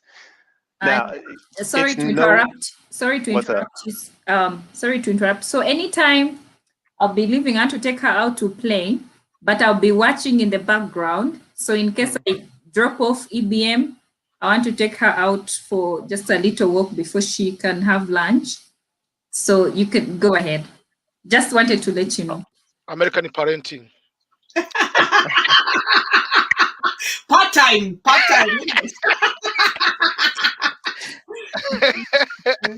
Okay. What? So quick question. Well, no, I'll answer the question. Okay, so, let me XB, because guys are watching. Let me start, and then probably you'll have a rough idea what Liz is trying to say. Is that okay? Yeah. Yeah. Go ahead. Yeah. So literally, for me is I'm brought up from Kenya. Obviously, I've been brought up in a fairly good family. So I came as a student, and when you're young, it's all good and enjoyable. It's a different culture. I had traveled to Europe, actually to Britain, to shop, and then on holiday, and then I went back, and I came. So I came as a student, but obviously I never pursued students because of you work and then you're starting to pay. You had a bit of money from your parents, but then after that they say it's up to you to go and pay, which probably I don't know if it happened to you. that you come, you pay for yourself after that. Well, it doesn't happen like that. You end up working, and then you don't finish your education, why you came and all that. So anyway, I stayed, I had family. But as I've got older, I started missing the nation because I started going back more frequently to Kenya. And I found that I missed the culture, even the smell of the people, because over here, we are trapped in for about 6 months. The weather, it's cold. You know, like, you know, we have winter, where you have then from around September, you start feeling cold, October, and then November, it's just cold, and that's it. And we don't even see sunlight. Like you can see, look at you guys, look at my time. It's here, it's like, what time is it? Around 5 or, yeah, 10 to 6. But look how dark it is. I have to switch on the light for you guys to see me. So what I found is that when I go back home, everybody's natural and I can be myself. But living here, I feel is good. It's a good opportunity. But I find you have to fight an extra mile. Like if you see how sometimes people speak to you, they'll speak to the other racial color differently, and to you they will speak. So many times I can go to a shop and I'll ask someone, "Excuse me, what is the price of this cup?" And then they'll sort of shrug you off, or they'll start telling you, "Oh, it's like," let me give you an example, £10, right? Let's say 1 million. Let's say the cup 1 million. They talk to you like as if you can't afford it. So they'll say to you straight away, it's 1 million. Instead of actually bringing me the cup. And I'm like, look, I don't need you to tell me how much it is. Of course I can see how much it is. I'm asking you, do you have another one or something? So things like that, you have to keep fighting.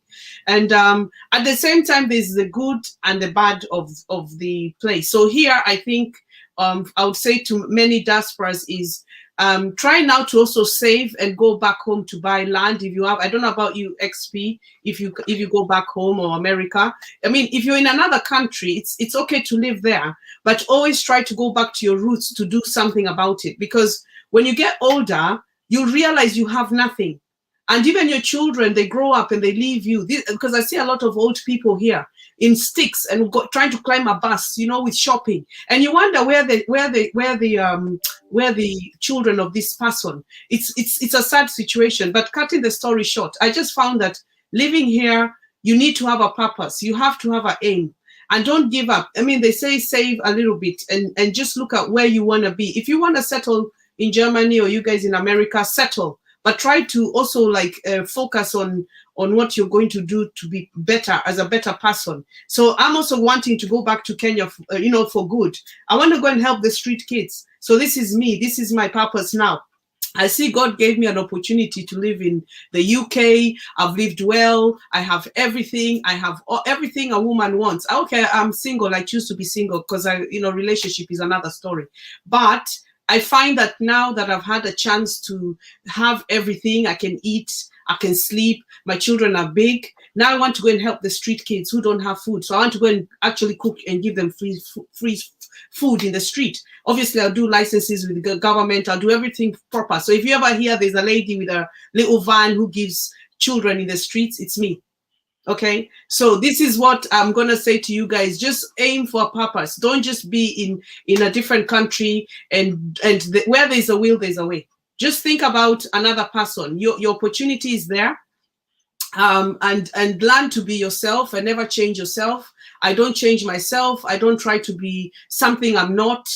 Everyone knows. If you ask everyone who knows where I live, my area, they know I'm Kenyan. They know I'm African, Kenyan, finished. I don't change my identity. I don't even want to have, things other people do. So I've kept my identity, and this identity, actually, I'm proud of it. But I'll say one more thing. Even my passport is actually Kenyan. I've never taken British, but I live here 30 years. I can get it if I want. My children do have British, but I don't. I don't want it. But when I come through the airport, when I travel to Europe, like if I come to Germany, or if I go to other countries, Italy for holiday, or Croatia or Amsterdam, which I've been, guess what? I get airport here at Heathrow. I'm the first one through with a Kenyan passport. So even downstairs by the luggage, I'm standing there to get my luggage, because most people, they have to now check it so thoroughly. It's amazing how people think just because if you have this one here, British passport, it's better. It's not. Just keep your identity. Don't forget your identity, XP, I'll tell you that. If you're American, African, wherever your parents were, just keep your identity. Don't get lost, because a lot of people do get lost in Europe. I don't know if EB, you know this, or, Yeah. Yeah. So Yep. just also keep a purpose for everything. And if you can help the needy, guys, do it, because this is your purpose also in life. Give back. They say when you give, you'll get even more health. Yeah. So, yeah.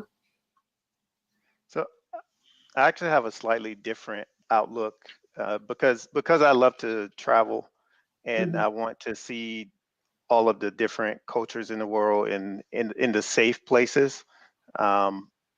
I kind of want a passport that gives me a little bit more freedom to do so. To most people's, most people may be surprised the U.S. passport is obviously not the passport that could get you into the bulk of the countries. It's the passports of the nations who were colonizers.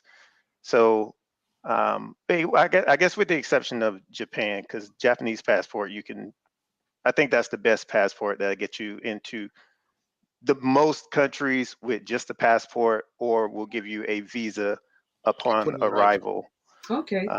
I didn't know that. My son wants to go and live in Japan, so that's nice to know. Thank you. Thanks. Yeah. The U.S. is maybe it's not in the top tier. It's like somewhere in the between the middle and the top. It's not up there that high.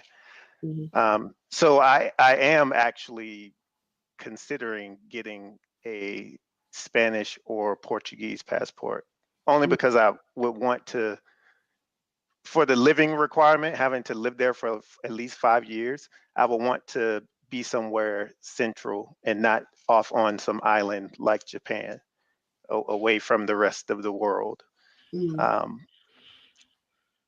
But that doesn't mean that I won't keep going back to the US to visit, because I have a huge family.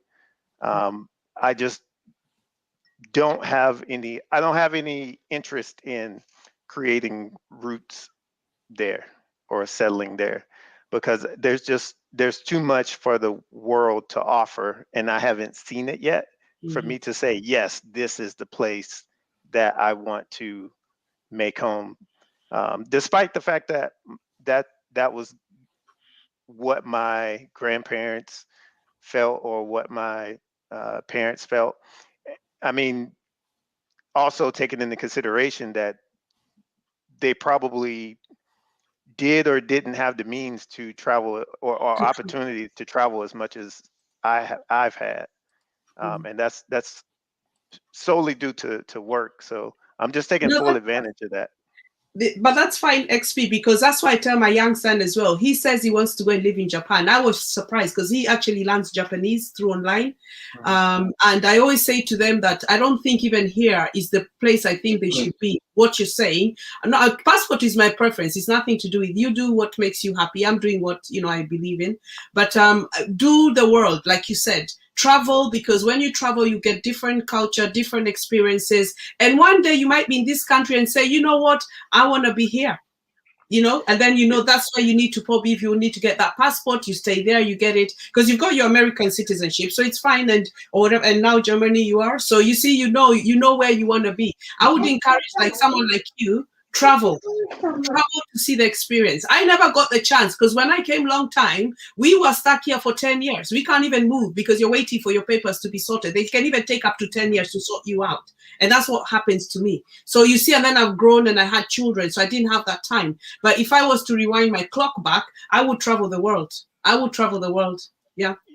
Yeah. So the passport for me is just a tool, a means to an end. Yeah, like I said, it's just something that I intend to use. It doesn't shape an identity that I fully accept. I mean, that's when I go places, that's what I would be called. I would be called in American, and that's essentially what I am because I was born there. Yeah. But do I 100% identify with and accept everything comes with the mentality, the overall mentality of American culture? I would say no. That's not a knock. I'm sorry, go ahead. But how do you feel now? Like, when you're in Germany, do you get a lot of discrimination? Because I have a cousin there. He's mixed race as well. So my experience, I think, has been a bit unique in that I have not experienced any form of direct racism in my entire life, and I'm from the South in the U.S., where you would think that those are the more racist places. And I've had a very diverse group of friends.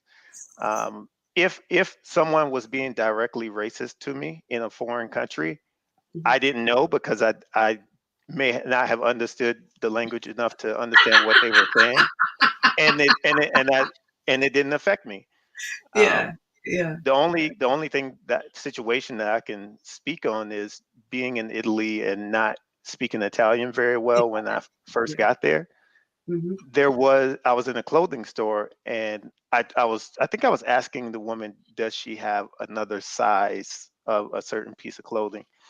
And obviously she didn't understand me. My Italian was broken. And it's funny, I feel like the only place I've experienced this is in Italy, where you say a word and you may be off because of the accent. You may pronounce it slightly off, but they act like they have absolutely no clue what you're saying. As opposed to someone speaking English and their English being off because of the accent and they slightly say a word different. We give people the benefit of the doubt and be like, oh, okay, this is what you're saying. With them, it's like, oh, no, you didn't say it exactly right. I don't know what you're talking about. But she pretty much just like brushed me off and like refused to help me and just like walked off because I couldn't speak. And I was like, it doesn't take much. You don't need to always speak to communicate. I could have pointed at the tag and said, up or down. You have another size, you know?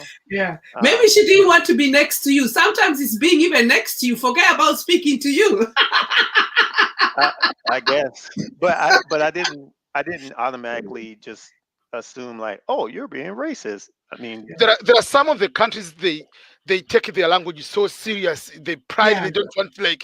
If someone, first of all, if someone decided to speak even a single word of your language, you have to be proud that my culture is influenced. So let me try to help the person more than just like you have to speak it perfect.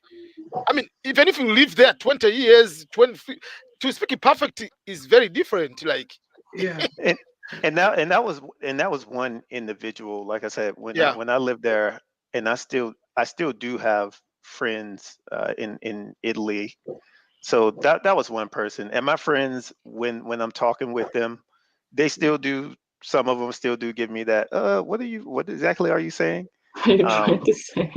But some of them give you the benefit of the doubt. But the strangers, it's just like, nah, bro, you ain't say it right. And where were you? I don't know what you're talking about. Where were you in Italy? In northern Italy, so near Venice. Venice, okay. Because I went to Sicily South, and that was very friendly. They were very friendly.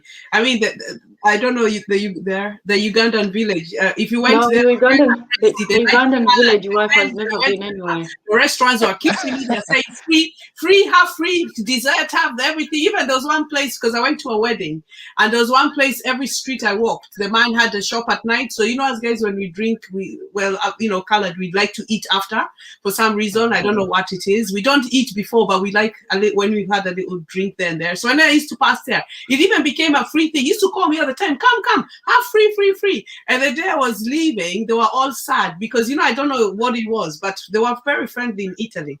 But I never went anywhere else. I just flew to Sicily, did the wedding, and then came back.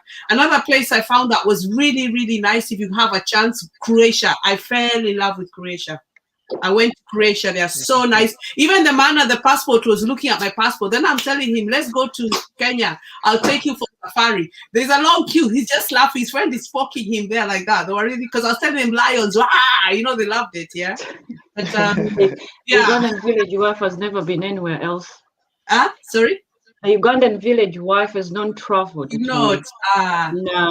Mine only happened because I didn't go to Kenya. So every time I was going to Kenya, so then my son told me, let's go to Amsterdam, let's go to Croatia. and then Italy was a wedding. So it was a space in 18, 19 I went before lockdown. So I guess God was giving me my holiday before 2020. Lucky you. Yeah. Lucky Yeah. you. Mhm.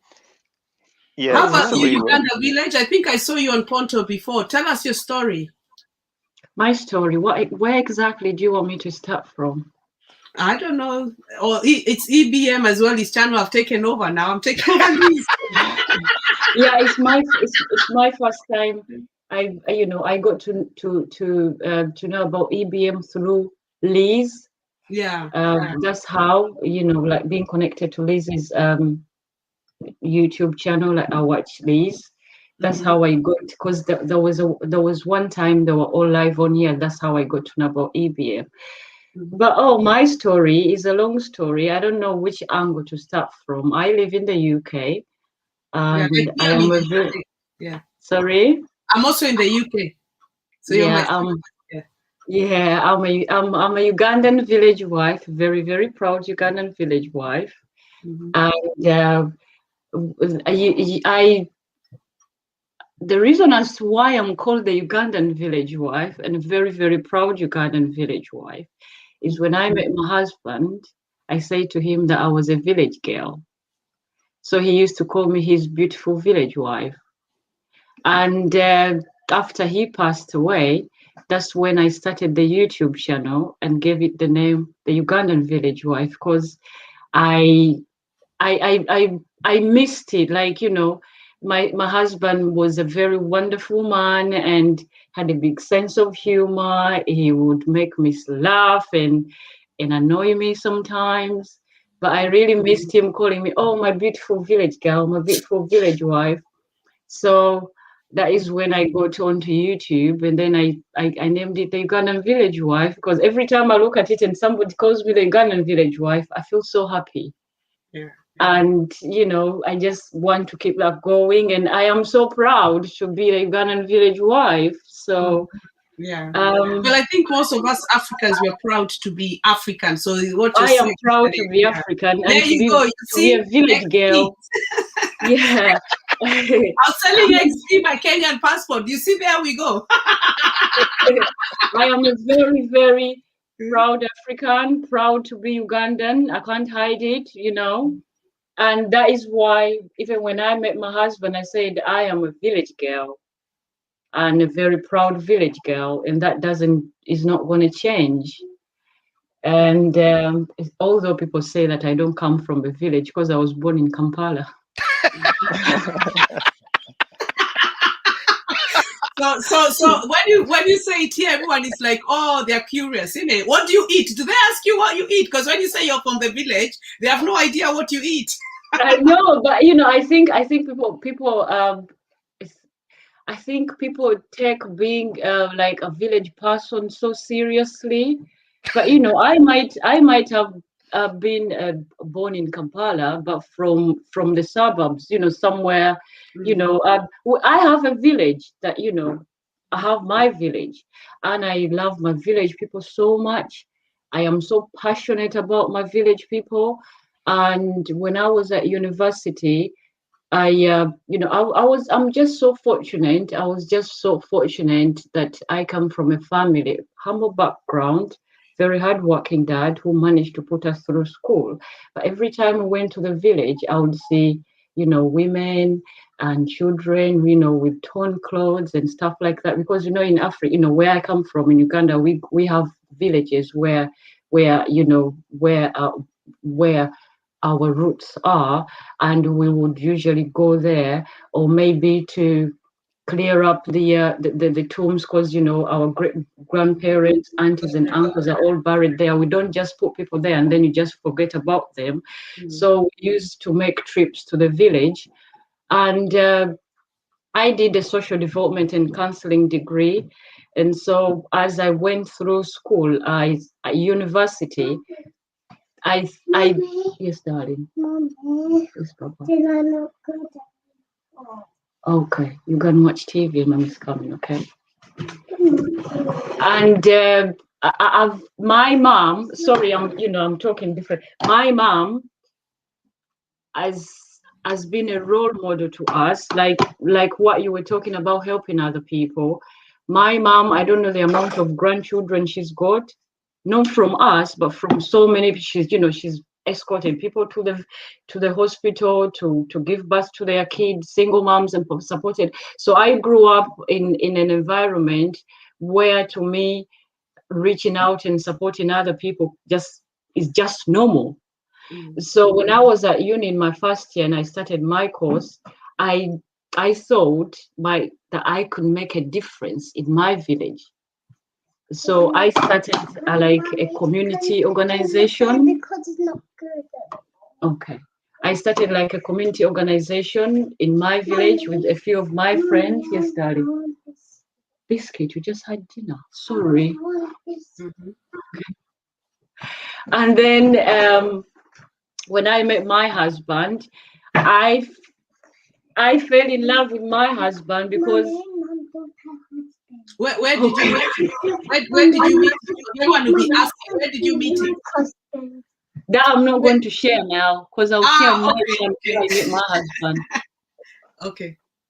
And so when I met my husband, one of the things that I found that we were compatible in, like he had a big heart for other people. There you go. That's enough. Go and sit down. He had a big heart for other people. Where I live, he actually started a soup kitchen here where I live, in the area where we live in. So that's one of the things that drew me close to my husband, and we work together and stuff like that. I've even forgotten where I'm heading to with this conversation. You say to talk about myself. I have a lot. Okay, let's talk about living. Just talk about how you find living in UK different. Living, okay. Yeah. Maybe that is a bit, yes. Okay. Yeah. So if we just when I came to the UK, actually my husband came to get me from Uganda, so we came together. And so when I came, obviously the cultural shock, and I would say how rude people are, because when I came where I come from, I understand in Kenya you take matatus and stuff like that. We call them taxis in Uganda. So like you would just start a conversation with a stranger on the taxi, and then you say hello. It's only natural. Like I grew up where I grew up from, our parents always told us that anybody who at least who approaches your garden or your compound, like we call it back home, is no stranger. So you say hello. And even on the bus or on the taxi, we would say hello. So I go on the bus and I say hello. It's only the little old ladies who would say, who would respond. Some people would just look at you. Then I come and I say to my husband, what is wrong with people? And he just laughed at me. He said, oh, don't worry, them, they don't have a life, babe. They're just sad. Because you say hello to somebody and they just look at you. If they're kind enough, they'll be like, they just nod their head. I found that rude, but just because where I come from is so different.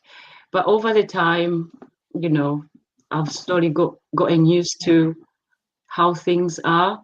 And earlier, ABM and Liz were talking about parenting, completely different again. But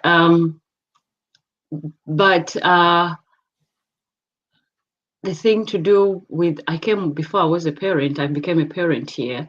But because I've got a little background through uni, like doing psychology and child development and stuff like that, obviously my way of looking at things, I looked at them differently. I wasn't going to raise my child in a way that maybe I was raised, or most of us are raised, because I would, sometimes the Africanness in me comes out, but a little bit. But I believe that making my child my friend, is very important.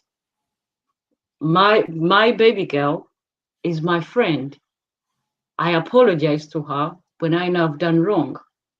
When I was growing up, there is no way my old man will come and apologize to me. You know, it's just to hit you.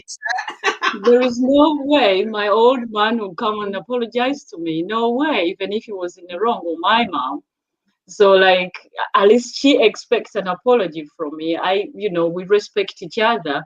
The fact that she's little and I'm big doesn't mean that, I give her respect, and she's got to learn that from me. And sometimes I would do something and she would say to me, "Mommy, that wasn't fair." And then I've got to apologize. When I do something, or if I'm having a bad day and I raise my voice at her, I realize I shouldn't have, and I apologize to her. But I never got that growing up. I never got that, actually. Yeah, you know what I'll say to you? You know what I'll say to you now, village wife, yeah? Uganda village wife. I would suggest to you is, sometimes if you feel like that, just go out with her to the park and put her in the swings. Because that time, maybe you're frustrated, but if you put her in the swings and you see her smiling, you'll forget about it. Because you might apologize a few times, but when she gets older, she will just go against you. It happens, You know what I mean? Yeah, but it's not that all the time that I'm doing wrong to her. Like, we just have, some days like that, or she's messing around a lot and I'm in a hurry, or we want to go somewhere and she's messing around and she wants to play. Then, I put my foot down. I set boundaries with my child. Us being friends doesn't mean that I don't set boundaries. And also, the way I am bringing up my child is that I instill, what I believe is important, and setting values and foundation. And I say to her, because I am a Christian and I've grown up in a Christian family, and I know, me personally, how important it is. And my little girl, she is the one who reminds me sometimes, "Oh, Mommy," or maybe it's dinner time and I've forgotten to say grace, and she'll say to me, "Oh, Mommy, we've not prayed." Or we get out of bed and she's like, "Oh, Mommy, you didn't do this," because I've instilled that in her. But then also things like, so sometimes I'll be doing her hair. So one time she said to me, "Mommy, can you do my hair just like, a friend at school?" Then I say to her, "You know what, baby girl? Your friend's hair is so beautiful. Her mommy made it, and she is so beautiful, and it is special, and it is unique, but it is her hair. Honey's hair is so beautiful, and God made it special, but just like Honey's hair doesn't need to look like anybody's hair. Honey's hair has got to look like Honey's because it is special, and God made it special and unique just for Honey." So, I've been saying her that, and then when I'm doing her hair, she'll be like, "Mommy, just like Honey's, not anybody's hair." Good. Just like Honey's, not anybody's hair. Yes. Yeah. Okay, Papa. And then topical XP. Sorry. What's up? XP. Yeah, like your experiences. You didn't tell us your experience of Germany, because really it's more of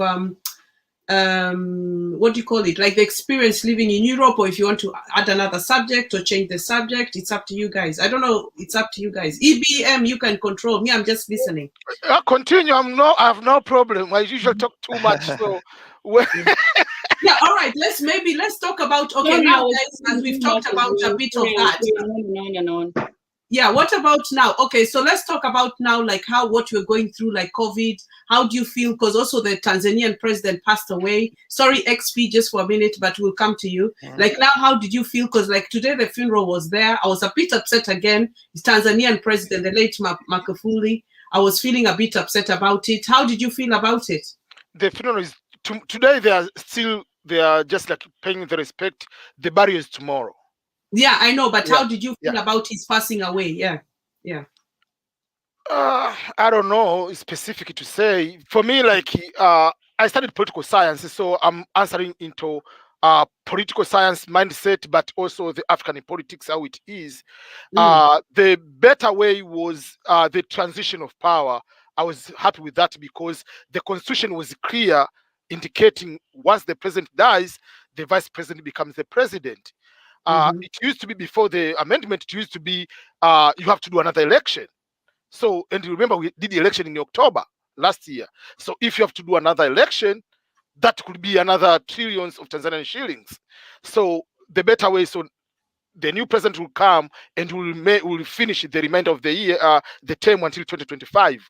And it is good we have the first female president, which is going to help to raise the bar of people to be able to do that. And I believe we should be able to follow the constitution. And even we are talking about the constitutional amendment with the new constitution, we should be able to give more rooms for so many other things. Each person has good and bad, so the better thing will take the good things the former president has done, and those will be able to take them away, and then we can continue to take from those one and continue to implement the good things he has been able to do. Okay, and what about COVID? How has COVID affected you, XP? How do you feel about COVID? I mean, I'm sure I feel the same as everybody else. I'm ready to start moving around and traveling and seeing different places. Just sitting down in a restaurant, being social, you know, things like that. You can't do any of that. But somehow, EBM, that's the thing. Like, people still are operating as normal in different states, right? Yes, even myself. Right. On Saturday I'm starting vacation. Yeah. Lucky So, you.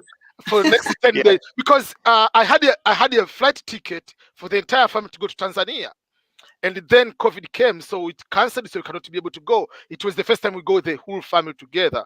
So they paid us half of the money, and they gave the tick, whatever, the points, the voucher. So we decided now we cannot travel international. Let's travel where I started in my life in America. The first school I went to teach, so that's where we are going for the first like 4 days, and the next 4 or 5 days we'll go to my wife college where she went for college, just for the kids to see. And so we're going to Pittsburgh, West Virginia, and Ohio. Okay. How about you, Uganda village wife? What are you going to change now that COVID is here? Have you reflected back on things you should have done? What are you planning now in the next? Us guys were on lockdown, right? We don't go anywhere. We're just at home shopping and that's it. But for you now, how do you feel? I mean, is there anything that you want to change because has it made you be different? On my side, to be honest with you, my husband and I, we really had a lot of plans that we didn't get the chance to, you know, since he passed. So what I am trying to do is step by step try and accomplish some of them. So like one of the things we had agreed we were going to do is he was going to be home taking care of baby while I go to school. But he's not here, but I've still gone back to school actually. I am studying. And so what are you studying? What are you studying? I'm doing mental health. Mental health. Okay, good. Yeah. Yeah. So, and I just thought I started sooner before my daughter actually starts going to school, because I didn't want to be in a situation where she's going to school and I'm going to school and she comes back and maybe she needs help with the homework. And I can't, and I am so I'm using this lockdown, since we can't go anywhere. Yeah. But what I would encourage you, I'm also been a single mother for a very long time. I know you've had your loss. You need to get also strong because now your daughter needs you. You have someone else who needs you.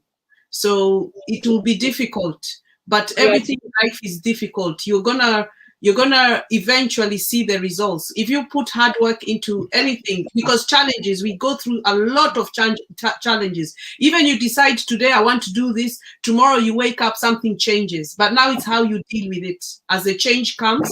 Like the COVID, 1 minute we were waking up like robots and going out every day, next minute was boom.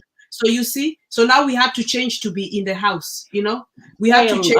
We had to change many things. Huh? I am a very positive person and very focused. It's only been 15 months since my husband passed away. It's not been a long time. Oh dear. So okay. It's been 15 coming to 16 months now. Mm-hmm. And you know, I wouldn't say it's been easy, but with God everything is possible. I've had my days, I still get my days, you know, and I miss my husband so much. He was my best friend.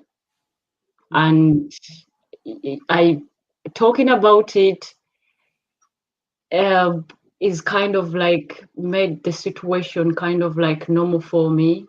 You know, before it would really, really make me sad. But I've been able to manage and try try to move forward one step at a time. You know, people say that, oh, after the first year, no, there is nothing like moving on. No. I call it moving forward. You never move on. You know, it's only somebody who has never been there before. No one can understand unless you've been there. And we all go through it differently. You know, it might be easy for somebody else. You know, the way it is for me, the whole experience. It might not be the same as another person. Somebody commented on one of my YouTube videos and said to me, they wrote a very long message, but I think people reported it and it was taken. I didn't take it down. They were telling me to move on, go get married, stop seeking pity. And I'm like, I'm not seeking any pity. Stop talking about him. Me talking about my husband. You know, I'll always talk about him. That is for me to decide whether or not to talk about him or not. Nobody should tell me how I should grieve. Nobody has, you know, I just looked at the message and then some other people saw it. My friends saw it before I even saw it. And then they called me and it's the same person who was, you know, kept coming on to me, but I just ignore them. But I just want to say to people, nobody should tell you how you should live. Nobody should tell you how you should go through an experience, because only you understand what it is like. And I think my friends and people around me, they think I am coping well, but I just say it's not me. It's only by the grace of God. You know, I came across this song when I was at the time my husband was unwell. The first night he spent in hospital, we just went in and we thought we were coming back. And that was, since I came into the country, that was the very first night my baby and I had to spend the night alone at home. It was tough. Yes, Baba. Okay, I'm coming. It was so tough. And I tried to look for a song to make like a daily prayer. And then I found this song, See a Victory. I don't know if you know that song, but it's by Elevation Worship. I'm going to see a victory because the battle belongs to you, Lord.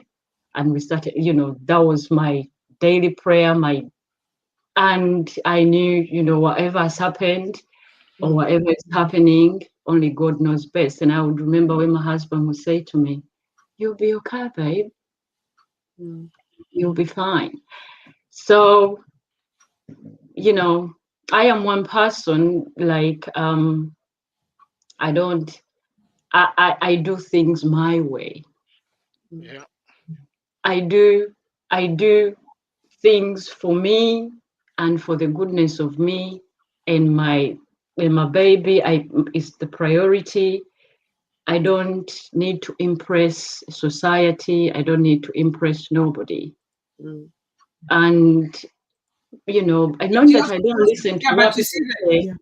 Yeah, I get what you're yeah. Yeah. Okay, I get what you're saying. But also what I would say to you is once you open a YouTube, you will get trolled. So it's how now you can deal with it. People will write and Yeah, say yeah, I know that. I know Mm. that. That's why I just totally ignore, because I don't have to explain myself.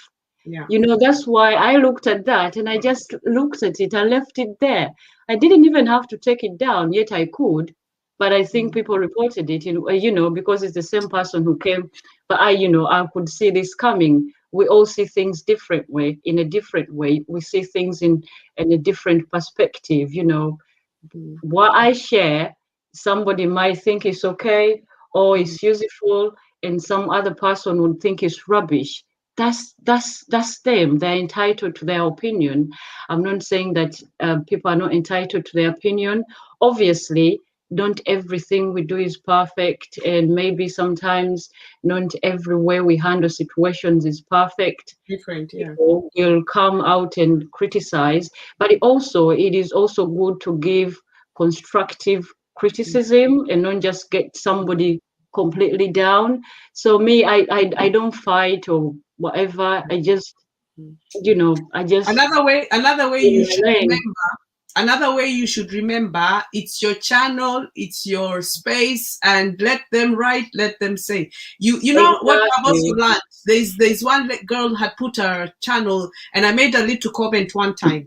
And another lady came and told me, this girl is trying to express herself and you're trying to put her down. But then I said to them, this is my opinion. But I didn't know what it took to come into camera. Obviously, now I'm on camera. Now I'm trying to do content and I know how difficult it is. And just the other day, I thought about it. I thought, if I only knew who that person was, I think I can go to the channel. It was one of that girl who died when pregnant. And this girl made a comment.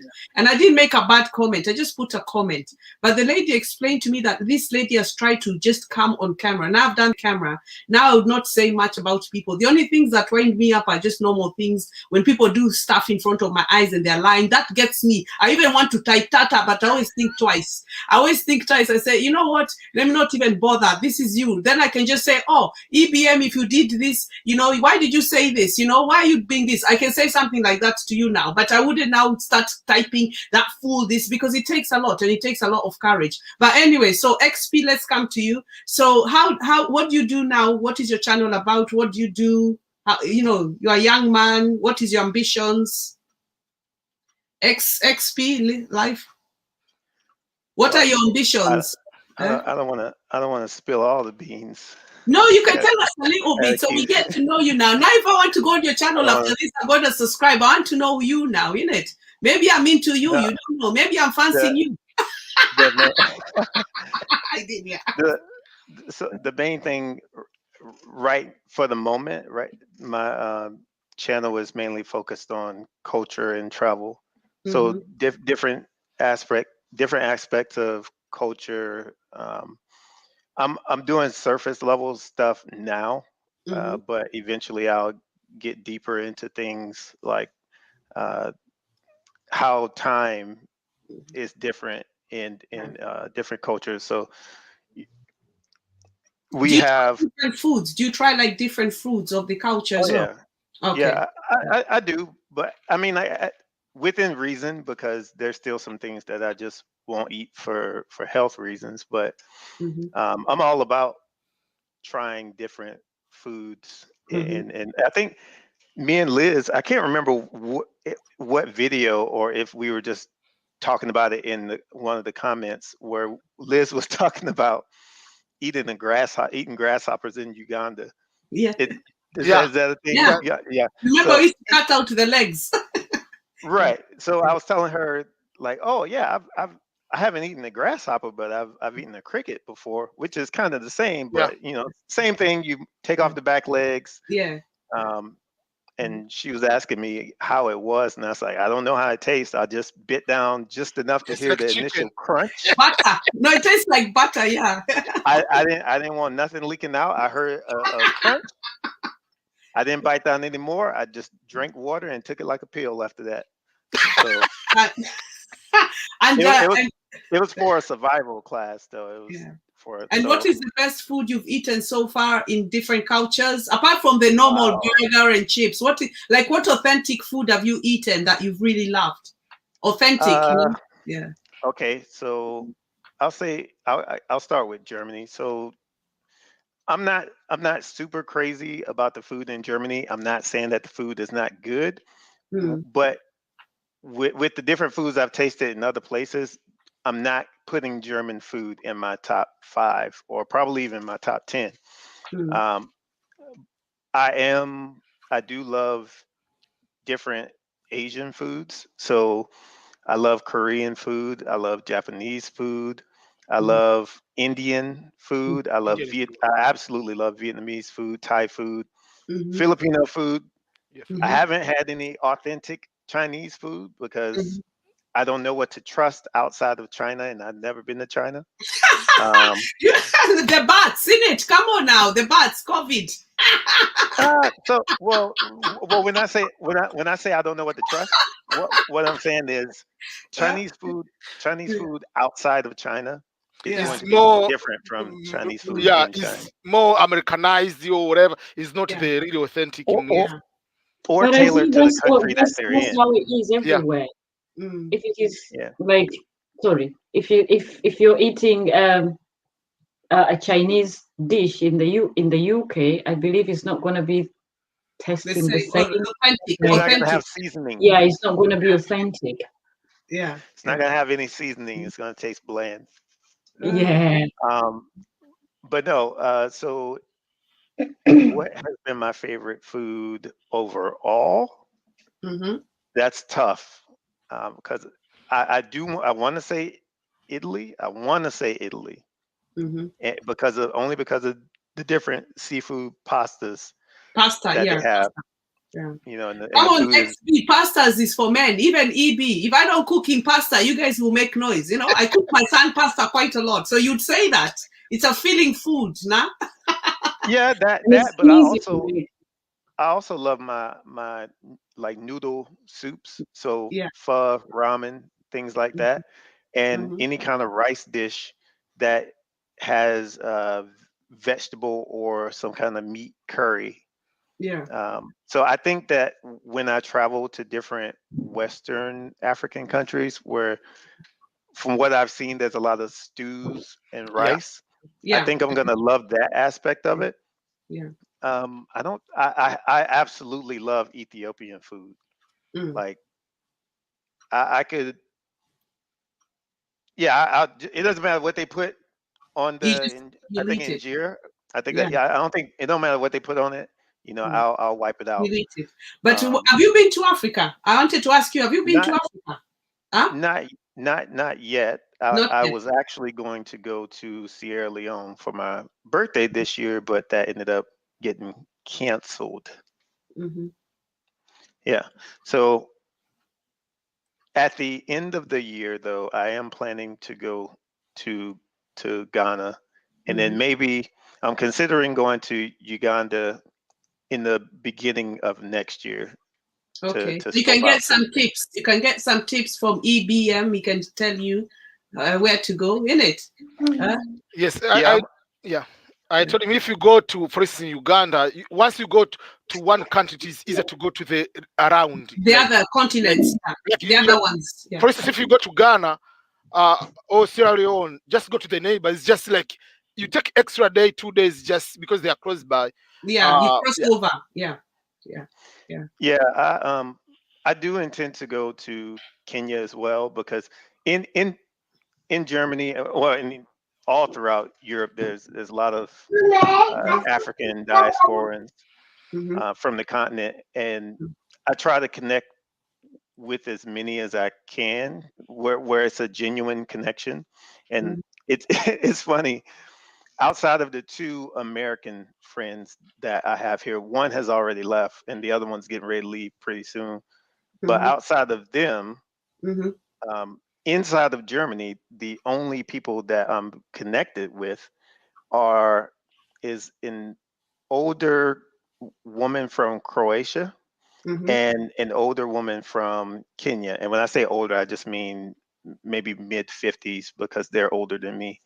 Mhm. Mid-50s, yeah, from Kenya, and she goes back to Kenya. Well, before COVID, she would fly back to Kenya periodically to buy things from the markets, from the local vendors, and bring it over here to sell it. So I keep in touch with her just to check on how she's doing, her and her family's doing, since she can't actively sell things right now. Yeah.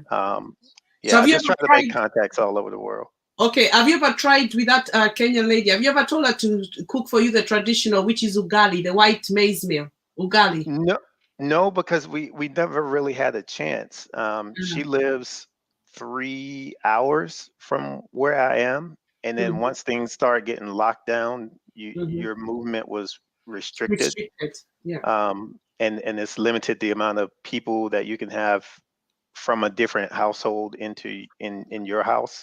So I actually cannot go to wherever she is. But the only thing that we've done outside of the work environment is just like shared Ethiopian food together and just talk about, she shows me pictures of where she goes to get her her items to sell. I do want to go. I am interested, and this is getting it a little bit into, you asked me what my plans are to take over the world, right? Yeah. I actually do, because I drink so much tea, I am interested in sourcing my own tea and possibly even owning my own tea plantation. That is the long-term goal. I'm actually connected with a Kenya. Ugandan. Well, I'm actually connected with a Uganda. Ugandan whose Okay, it's the same family. continent. Yeah, yeah. Anyway, Yeah, Tanzania, Uganda, Kenya, it's We fine. go Whichever. to Go.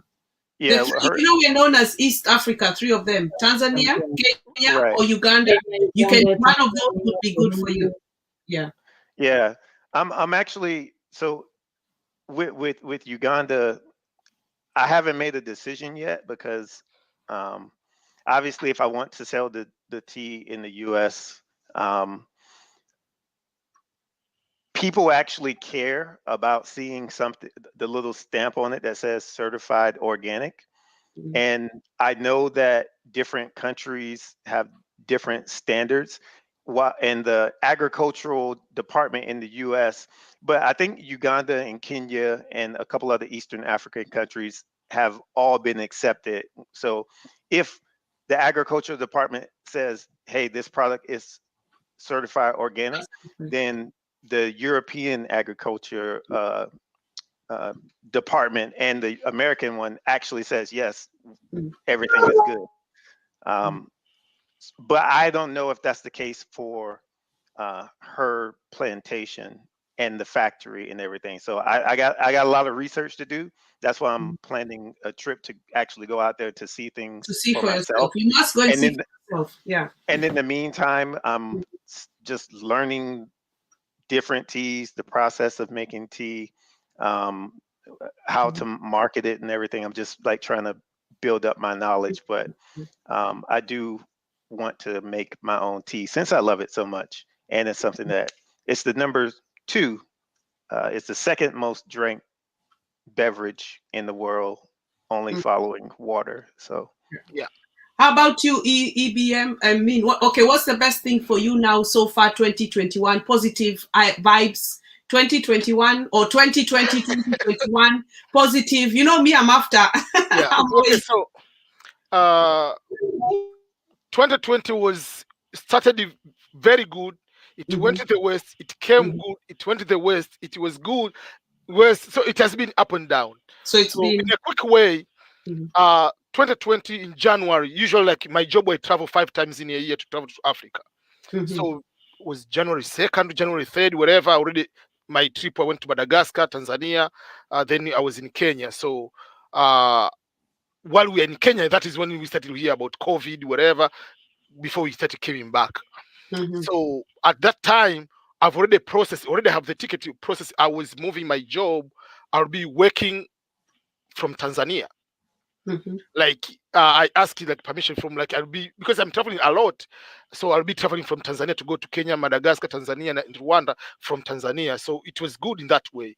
So I got approval here, but then the law of Tanzania doesn't allow like work from home, and then companies in the US. So company has to be registered in Tanzania. So there are certain regulations. Even if you agree, you give all your thing, like you want 20% of my salary. This is my US salary. 20% is here.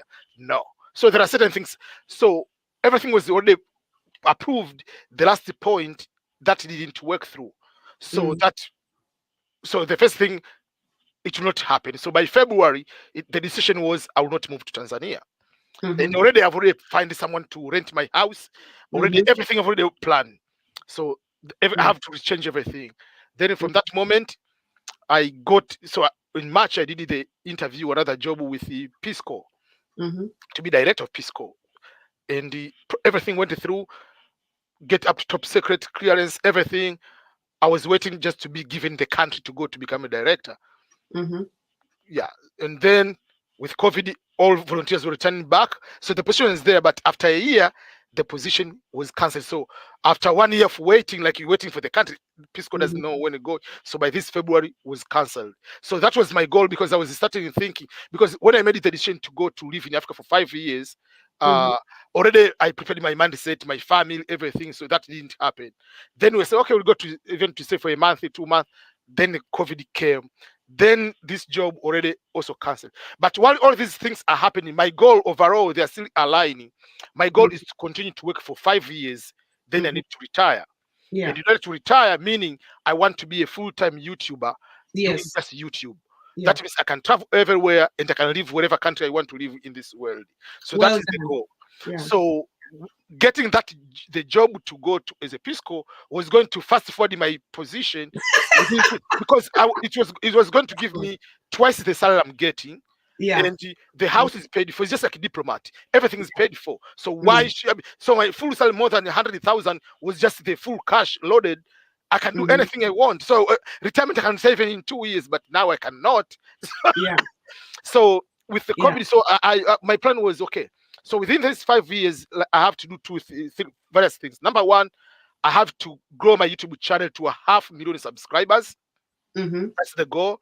I have to reach a point I get at least the amount of the salary I'm getting right now on a monthly basis. So I said the minimum I want to get to 5,000 per month, my YouTube channel. So that is another goal. So if I get 5,000, I can retire. I can do just YouTube. But I said, what if I have to find other things to do? So from other things, I'm planning to do a PhD.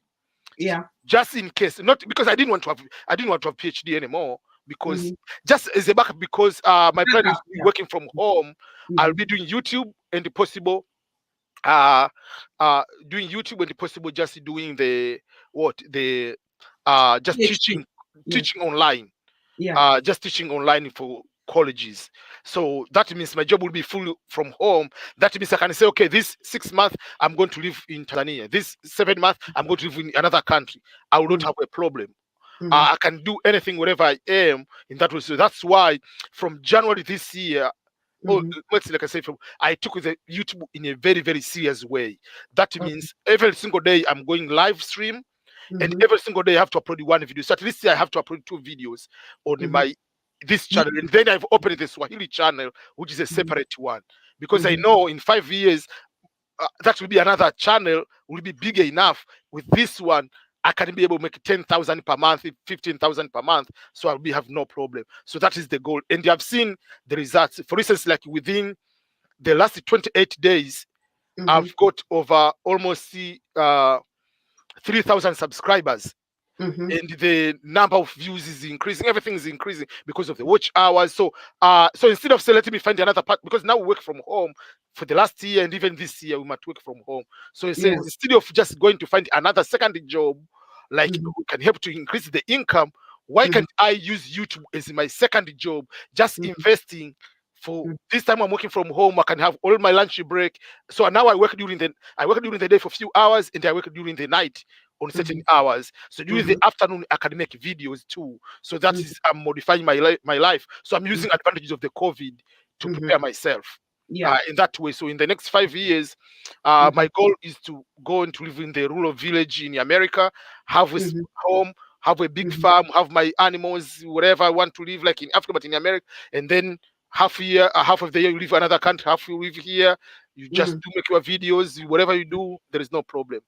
So that is my goal. The focus. Okay.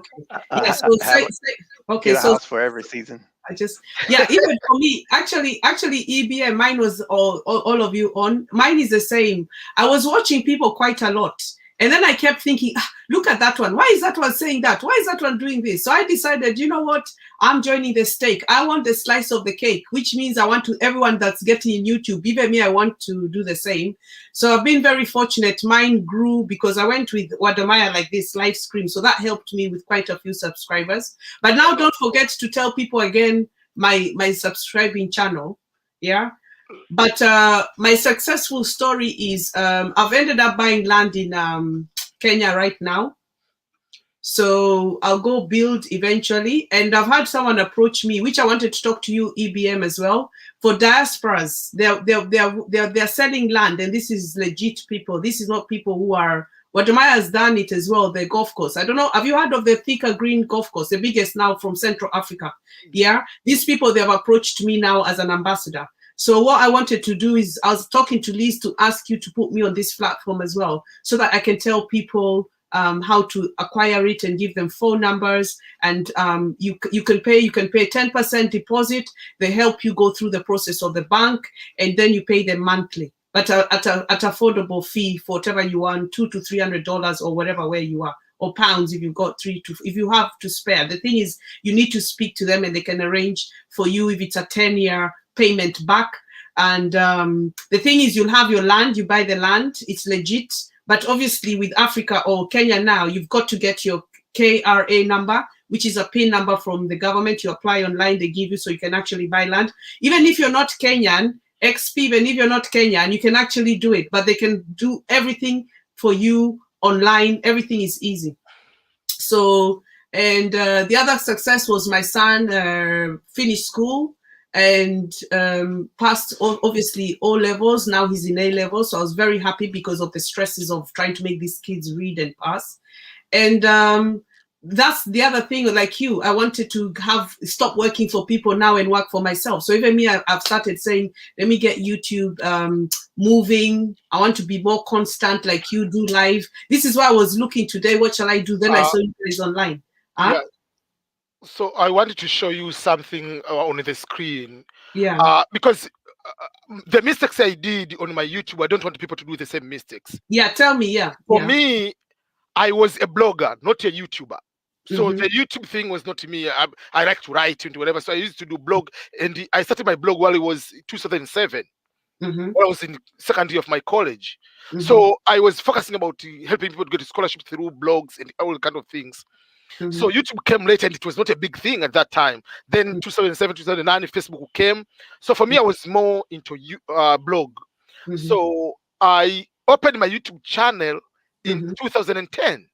But I didn't know what is YouTube, because everybody was opening the YouTube. So I opened, but I was doing my blog.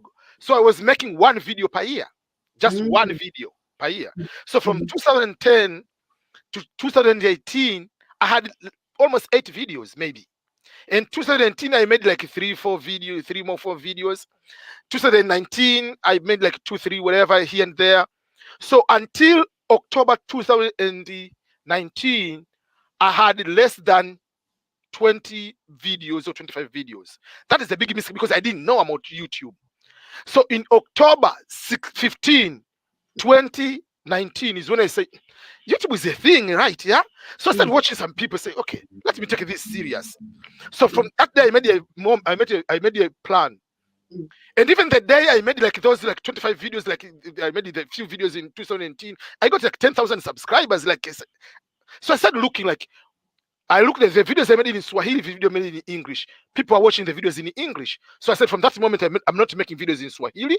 And I wanted to make, so I look like how many people are making videos in a week? Because that is the question you're asking yourself. Like, how many videos should I put? So people say, oh, I make 1, 2. So for me, usually I like to have a goal which is impossible so that I can push myself. If I put one video per week, that is easy for me to make that video. So I said I want to make, people say, oh, 1 video per day is very challenging. So if a goal of 300 videos, that is a tough goal. So I said, let me times 3 maybe. I said I want to make it 1,000 videos in a year. Yeah. So I started, I have this camera, but I said like the camera would be disturbing me. I use my phone. So I make all of it because the video using my phone was easier. So I just put there, I started making videos like a crazy. I was making videos 5, 3, 7 per day. I was going crazy. So within a year, like from October, like within 14 months, I was able to make 800 videos. So the change was from 10,000 subscribers to 54,000 subscribers. Wow. So I want to show on the screen just to explain like how it worked for me. That means that's why when I believe like this will be also for others. Okay, let me. Are you able to see clearly, or should I put it the full screen? Yeah, put it a bit bigger. A bit bigger. Yeah, that's it. Yeah. Okay. Here, can you be able to see? So number 1, let me do first of all. Let me put the lifetime. You can be able to see this way what I'm saying. So if you see, this is when October. This was, I mean, it was September 24, the day after my birthday, 2010, when I made my YouTube channel. Yeah. But you can see it. Even the views like 10, 20. There was no video. I was not posting videos.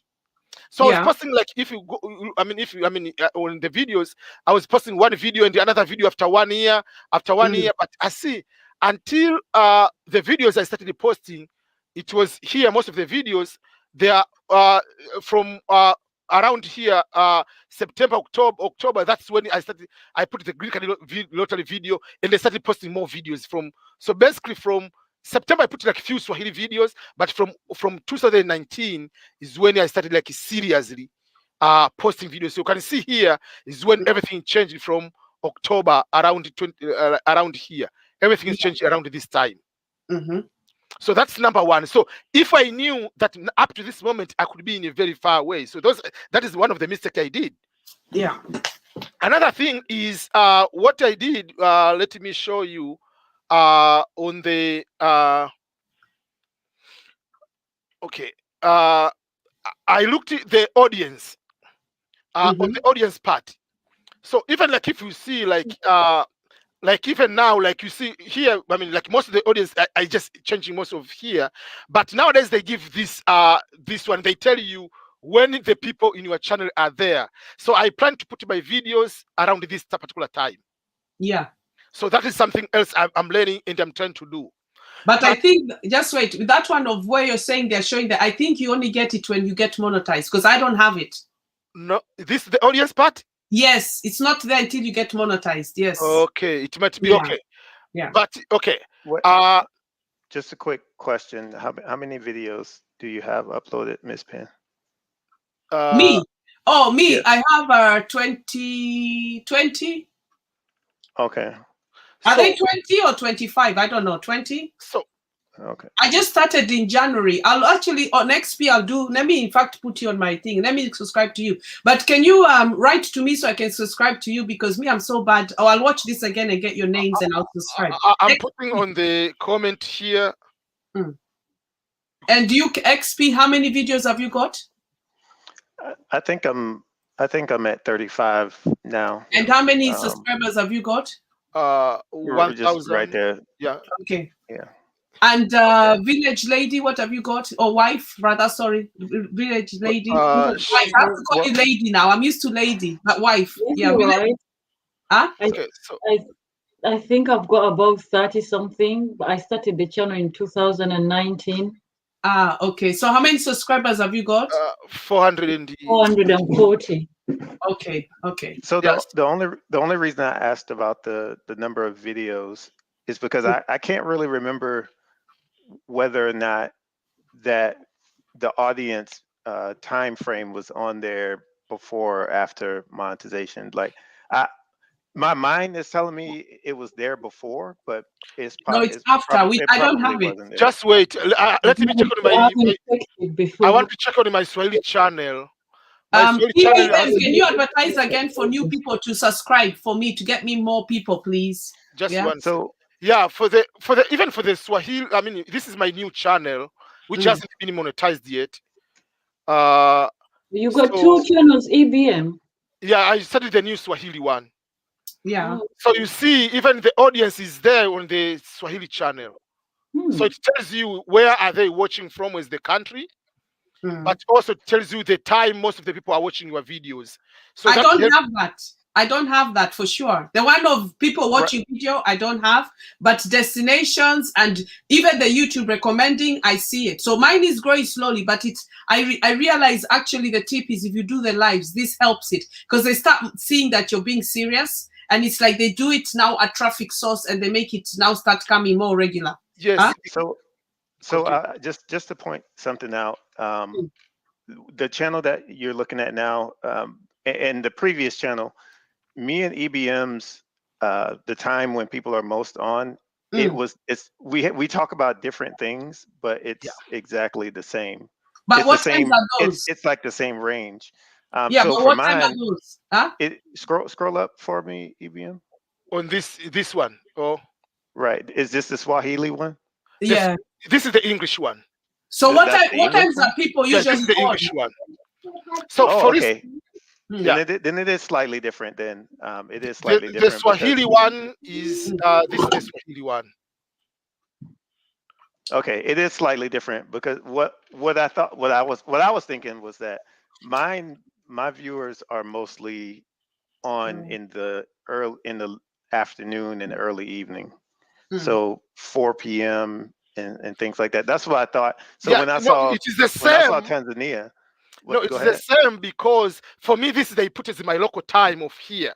So Right, but that's what I was technically gonna yes, say. yeah, it is the That's what I same was gonna say. because for you are European time, so it's the same. So for me, I know that's why even my lifetime I decided to put my live stream usually decided to put it at noon because when I put it at noon is almost most of my viewers they're in whatever country they are, mostly is in the evening. Yeah. And in America they'll watch during up to around the 4, something like so that helps me to know around this time, for instance.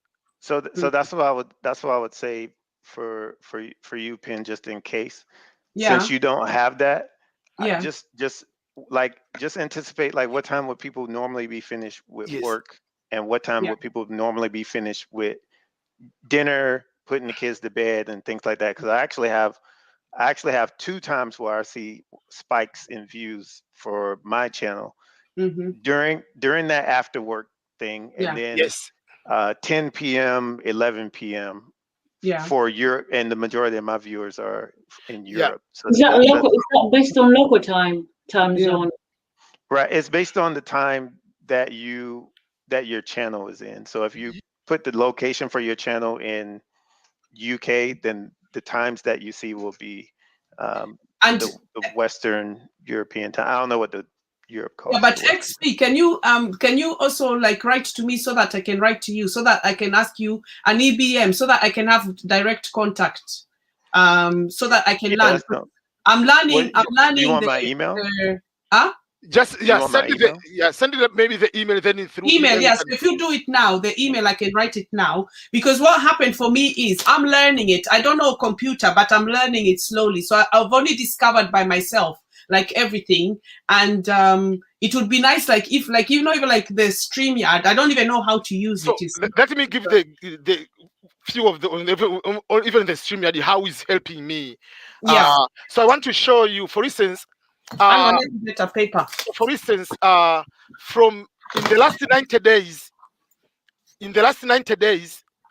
I got how many subscribers?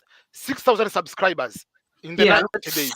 But out of those, almost more than half are coming from the month of just this month, because I've been able to be most of these it is live. Because I've done a lot of this live stream, it has been able to help me a lot. Yes, I put other videos, but live stream has helped me a lot. Yeah. No matter even if there are 5 people. Yes, live stream. Yes. When you continue to do the same, people will start coming. Yeah. Slowly. And that's why even here they say, I've learned something new now. why do you have more views than usual? They tell you YouTube have done a lot of recommendation of my videos. Yeah. Because they have longer, my watch hours are higher. So you see, like within the last 28 days, I have 22,000 hours, which is 9,000 more, almost 10,000 more than usual, because the past few days I've been seriously streaming. Yeah. Streaming. So that's what I've been doing. And so what I do, I create videos, like one for live. Yeah. But also sometimes I create, because no one comes here and is going to watch 3 hours live. So what I do, this is what I'm doing. So when I'm live on the computer, I put your camera here. You can use your phone. Yeah. So I don't know if you can see my so what I do, I put this one and they have a remote here. So I usually use the same way my phone, and they have a remote. So when I'm answering someone's question, if someone asking me the question, what was the first challenge you got while you arrived in America? So I click my remote here, but you cannot see, and I say, thank you so much, so and so, for your question. The question comes from John from Kenya. The question is, I'm reading the question. This one is recording, but it will record just for 10 minutes the way I'm going to answer. So when I'm going to answer that question, I'm doing 2 purposes.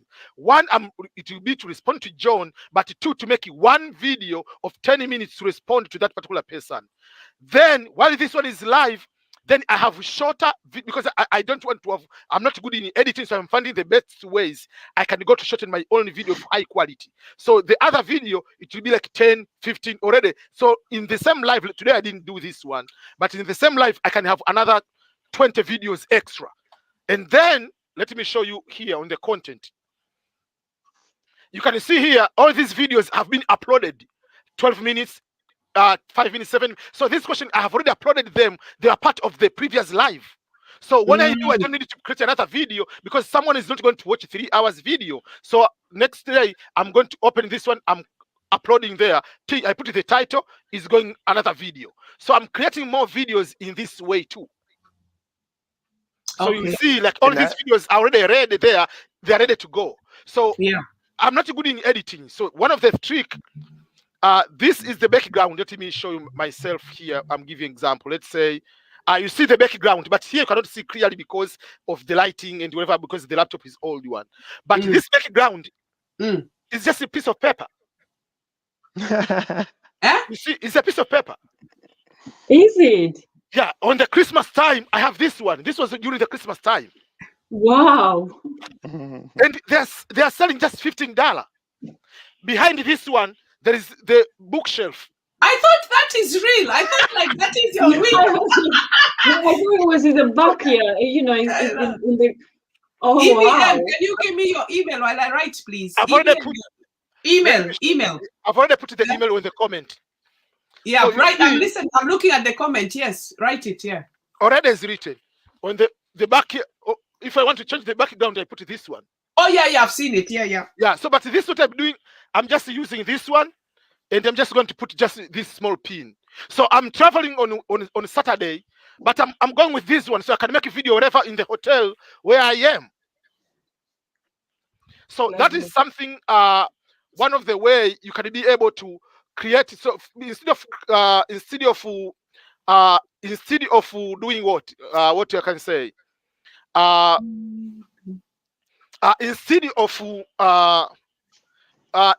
just like finding a way of, let's say, instead of starting like changing the background in green screen, I don't have that time. So I find what will be so even like I'm changing a lot. I purchased the new 2. This one, they are coming today, arriving tonight. Yeah. So this one is this one, and another one is this one. Let me show you. So I'm developing different ways on how I can have different background, because I don't want people to get used to this one. So I'll put this one so I can make it a video. If someone is, oh man, it's just having another video somewhere else, I make this video. How much did I purchase? $27. So Then I'm going to purchase this one is $14. So I'm going to have this one is different one. So these are the ways on how what makes it easier for me. Yeah. Yeah. Don't.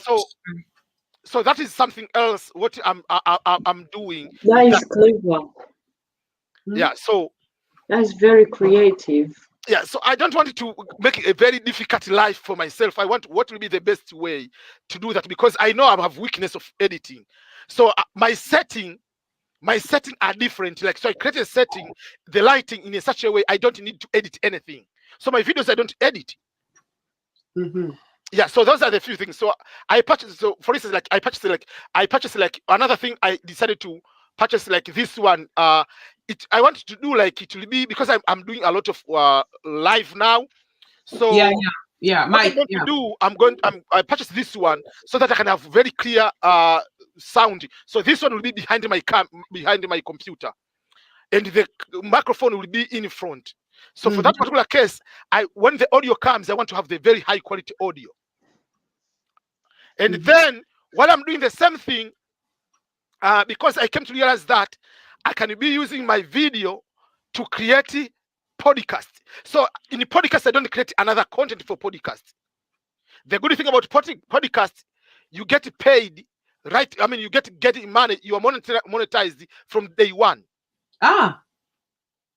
So that's why now I do podcast, but I'm trying to have very high quality audio because of the podcast. So whatever I'm doing now, I have to generalize what will be the best way. So that's why even I got another extra microphone just for the podcast too. So I'm just finding every single way to make sure that I like that one. I like that one. Yeah. So and this microphone is very, very it's very, very good, because it has just they created it very, very good. Which brand is it? I can't see. Which brand is it? I can put the link. Because when I go to, you guys, you're in America, so your Amazon is different from ours. But the same way it is in UK. What I can do will be this way. I can create the list of everything I purchase. You don't need to buy, and then send you the link, and you see which one. Yeah. Okay. Thank you. For you.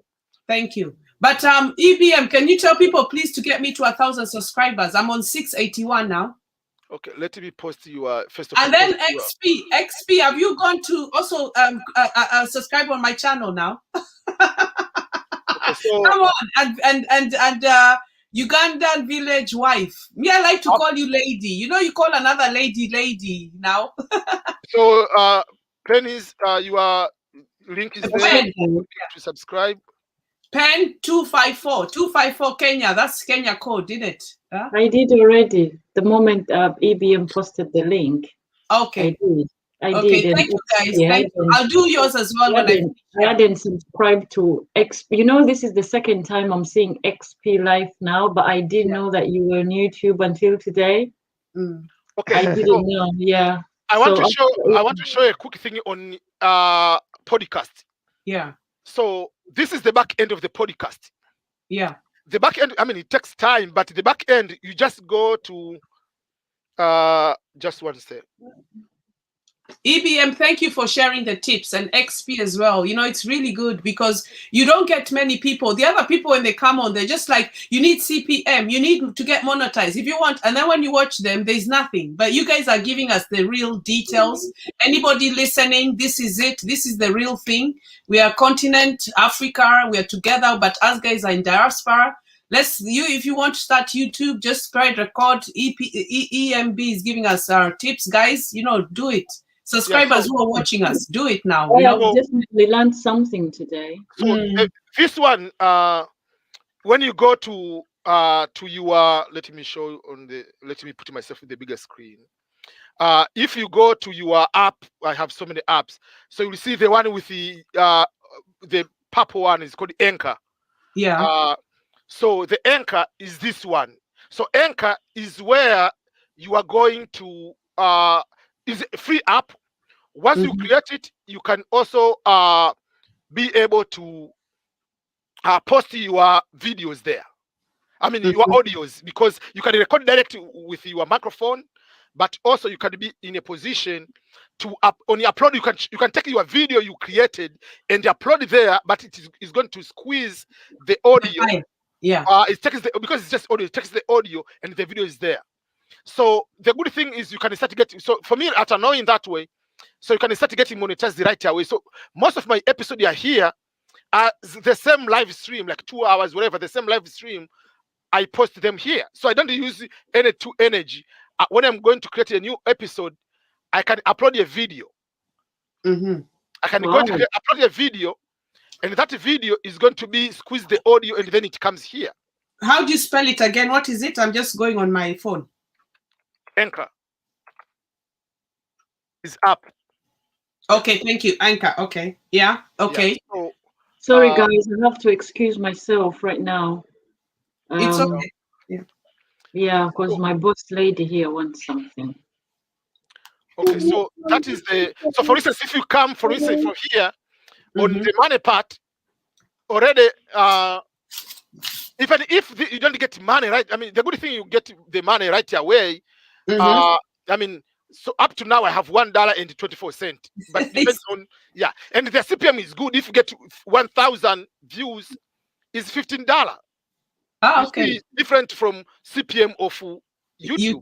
Yeah. But again, for me, I take this one because even if I don't get money right now, I'm using the way like Anchor is using for me, because in the future YouTube will come to buy this podcast. Yes. So I'm going ahead. I don't want to be delaying like how I did the mistake on YouTube.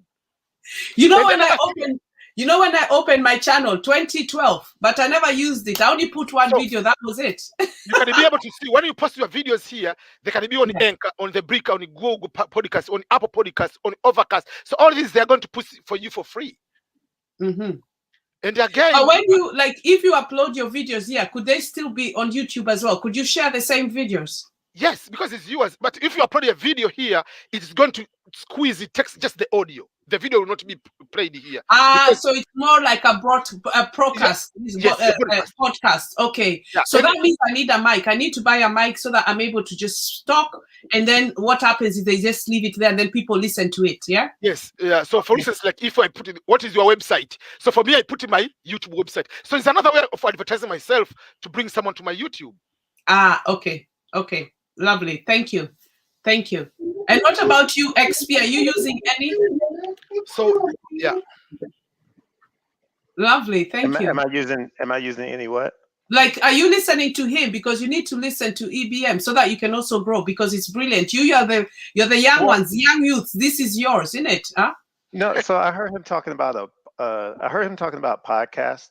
But for me, I wholeheartedly believe that you can flip content on different platforms. But I also am a firm believer of right now, because of the stage that I'm in a growth stage.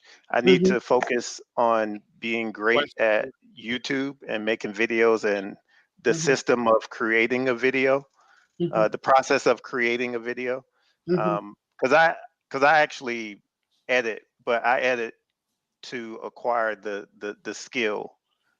Because I want to be a great video editor at somewhere in the future. So that's why I edit. So and another thing on your videos, especially like if you are talking about food, you cannot talk on the audio. The food people have to see compared to the content. For me, I can be talking about what are the benefits of becoming American citizen versus green card, but someone can listen. So then yes, but if I do cooking show, I cannot do that on the podcast. Yeah, and since I started YouTube, I've fallen in love with the art of creating videos, everything from storytelling to cinematography, the photography that goes into creating a thumbnail, and I'll eventually start learning about the psychology of a thumbnail or the psychology. You know what? I got background. Yeah, I got addicted. I have 2 exams. I've postponed it. I have to do the one next week. I'm not even reading and I'm still here. But I saw you guys live. I said, let me come. If I get in, I'll do it. But when I finish, I'll go read. I've got one in April and I've got one in 50. And I can't wait to finish this exam. I've fallen in love with YouTube. I want to show more, but I'm just restricted with, like, I'm doing my house. I'm the one who paints it. I'm the one who does all the decoration. So it's that thing I want to push now, but because of my studies, I sort of slow down. But now I just want to push, because now when I see you guys today, I really want to push so that when I do my content, because I'm not one to say, oh, I've got this. Even if you look at my pot, the last cooking, the handle is out. I've had this frying pan for over 20 something years. Some of you are not even born when I've had this pan, but it's still silver. So I don't even throw it. I wouldn't go and buy something to just show people this is my lifestyle. The thing is, what I have. I have good stuff. I've got good taste. I've got new pans in a box. You know, we buy stuff, we never even use them. But I just feel I want to be me, because if you start being someone you're not, then you start relacking, because you can only go for so long you pretend, and people start catching you out, you're a liar. You see what I mean? Mm-hmm. So it's, you just be yourself. But anyway, I fall in love with YouTube. I love this. I'm on it every day. I'm up. When I wake up, I used to work. But now I'm at home. Every day I wake up, laptop every day. How many subscribers? Who's doing what? Who's live? Who's this? You know. So, but it's nice also. I've fallen in love with you guys, my people, you guys, subscribers. Now we're talking now. I really found friends. I was lonely, but I found friends now. I'm so happy. It's unbelievable. Just how we're having this conversation. I've missed this. Like, this is what I was meant to do, I think. You know, in life, you go through so many things. But eventually, you reach somewhere and you're like, I love YouTube. And how you're helping me, EBM, I'm going to try and prove. I'll get a broadcast, for a podcast, so that I can actually do talking as well. Train myself to just talk calmly, slowly, certain topics, women topic, marriages, single tone, single mother, things like that. Just normal topics, you know. I'll try, so we'll see. So one thing that I've been learning and implementing on my channel, because I still have an infant channel, but it's something that I saw like with EBM's channel whenever I first met him and saw him on Liz's live. Like usually when I see someone new and I see the name that they put up, I normally go and see, oh, let me see if this person has a channel and what their focus is on their channel. One thing that I'm incorporating into my channel that I learned recently is to answer specific questions and answer simple questions. And I think and the focus is adding value to whoever is watching. And that's one thing that I noticed about EBM. And then when I recognized it, I was like, okay, his growth makes sense, because he's giving people information on how to come to the US, and he's talking about specific processes and paperwork that they'll need in order to do that. So I would also consider that with the podcast and future videos, just the things that you think that people that maybe there's already videos out there for. For example, one of the next videos that I'm going to do, I'm actually going to record on Saturday, is how to order food in Italy. And I'm just going to go over a handful of words that a tourist needs to know that will get them through ordering food in a restaurant in Italy. So talking about how the food is prepared, how to recognize fish, beef, blah, blah, blah, blah, blah.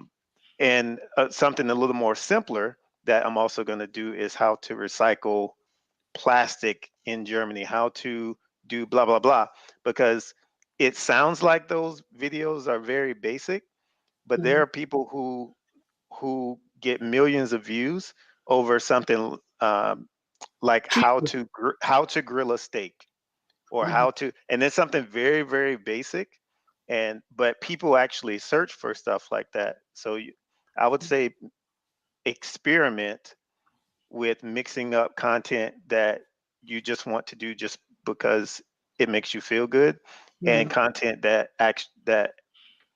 helps people who have specific questions. And the best thing to do is to be as consistent as possible, to where you're talking about things that you like, but it's actually something that's still answering questions and helping people. My apology for everyone. I have to leave because my daughter, the youngest, is sleeping and I have to be with her, my wife is going to get another one from school. Okay. Yeah, I was just about to say bye-bye. Lovely to meet you all because I've got to get my boss lady to bed soon. yeah, so I have to cancel to end this one. So thank you so much, everyone. Yeah. Yeah. And Lovely then, to meet you know, you. Thank Anyway, you guys, so nice much to for meet you. Thank sharing. you so much. I hope I'll see you again soon. So I'll try Yeah. my best to keep an eye on mine. I've got Thank content you. waiting for me, but I don't have lights. You know, I didn't buy lights. Oh yeah, before you go, EBM, which lights do you guys use? Text me which lights do I you will use? get in touch with you. I have you. I will get you. I will You send put you. everything. Yeah. Okay. No problem. Thanks, guys. See you. Thanks.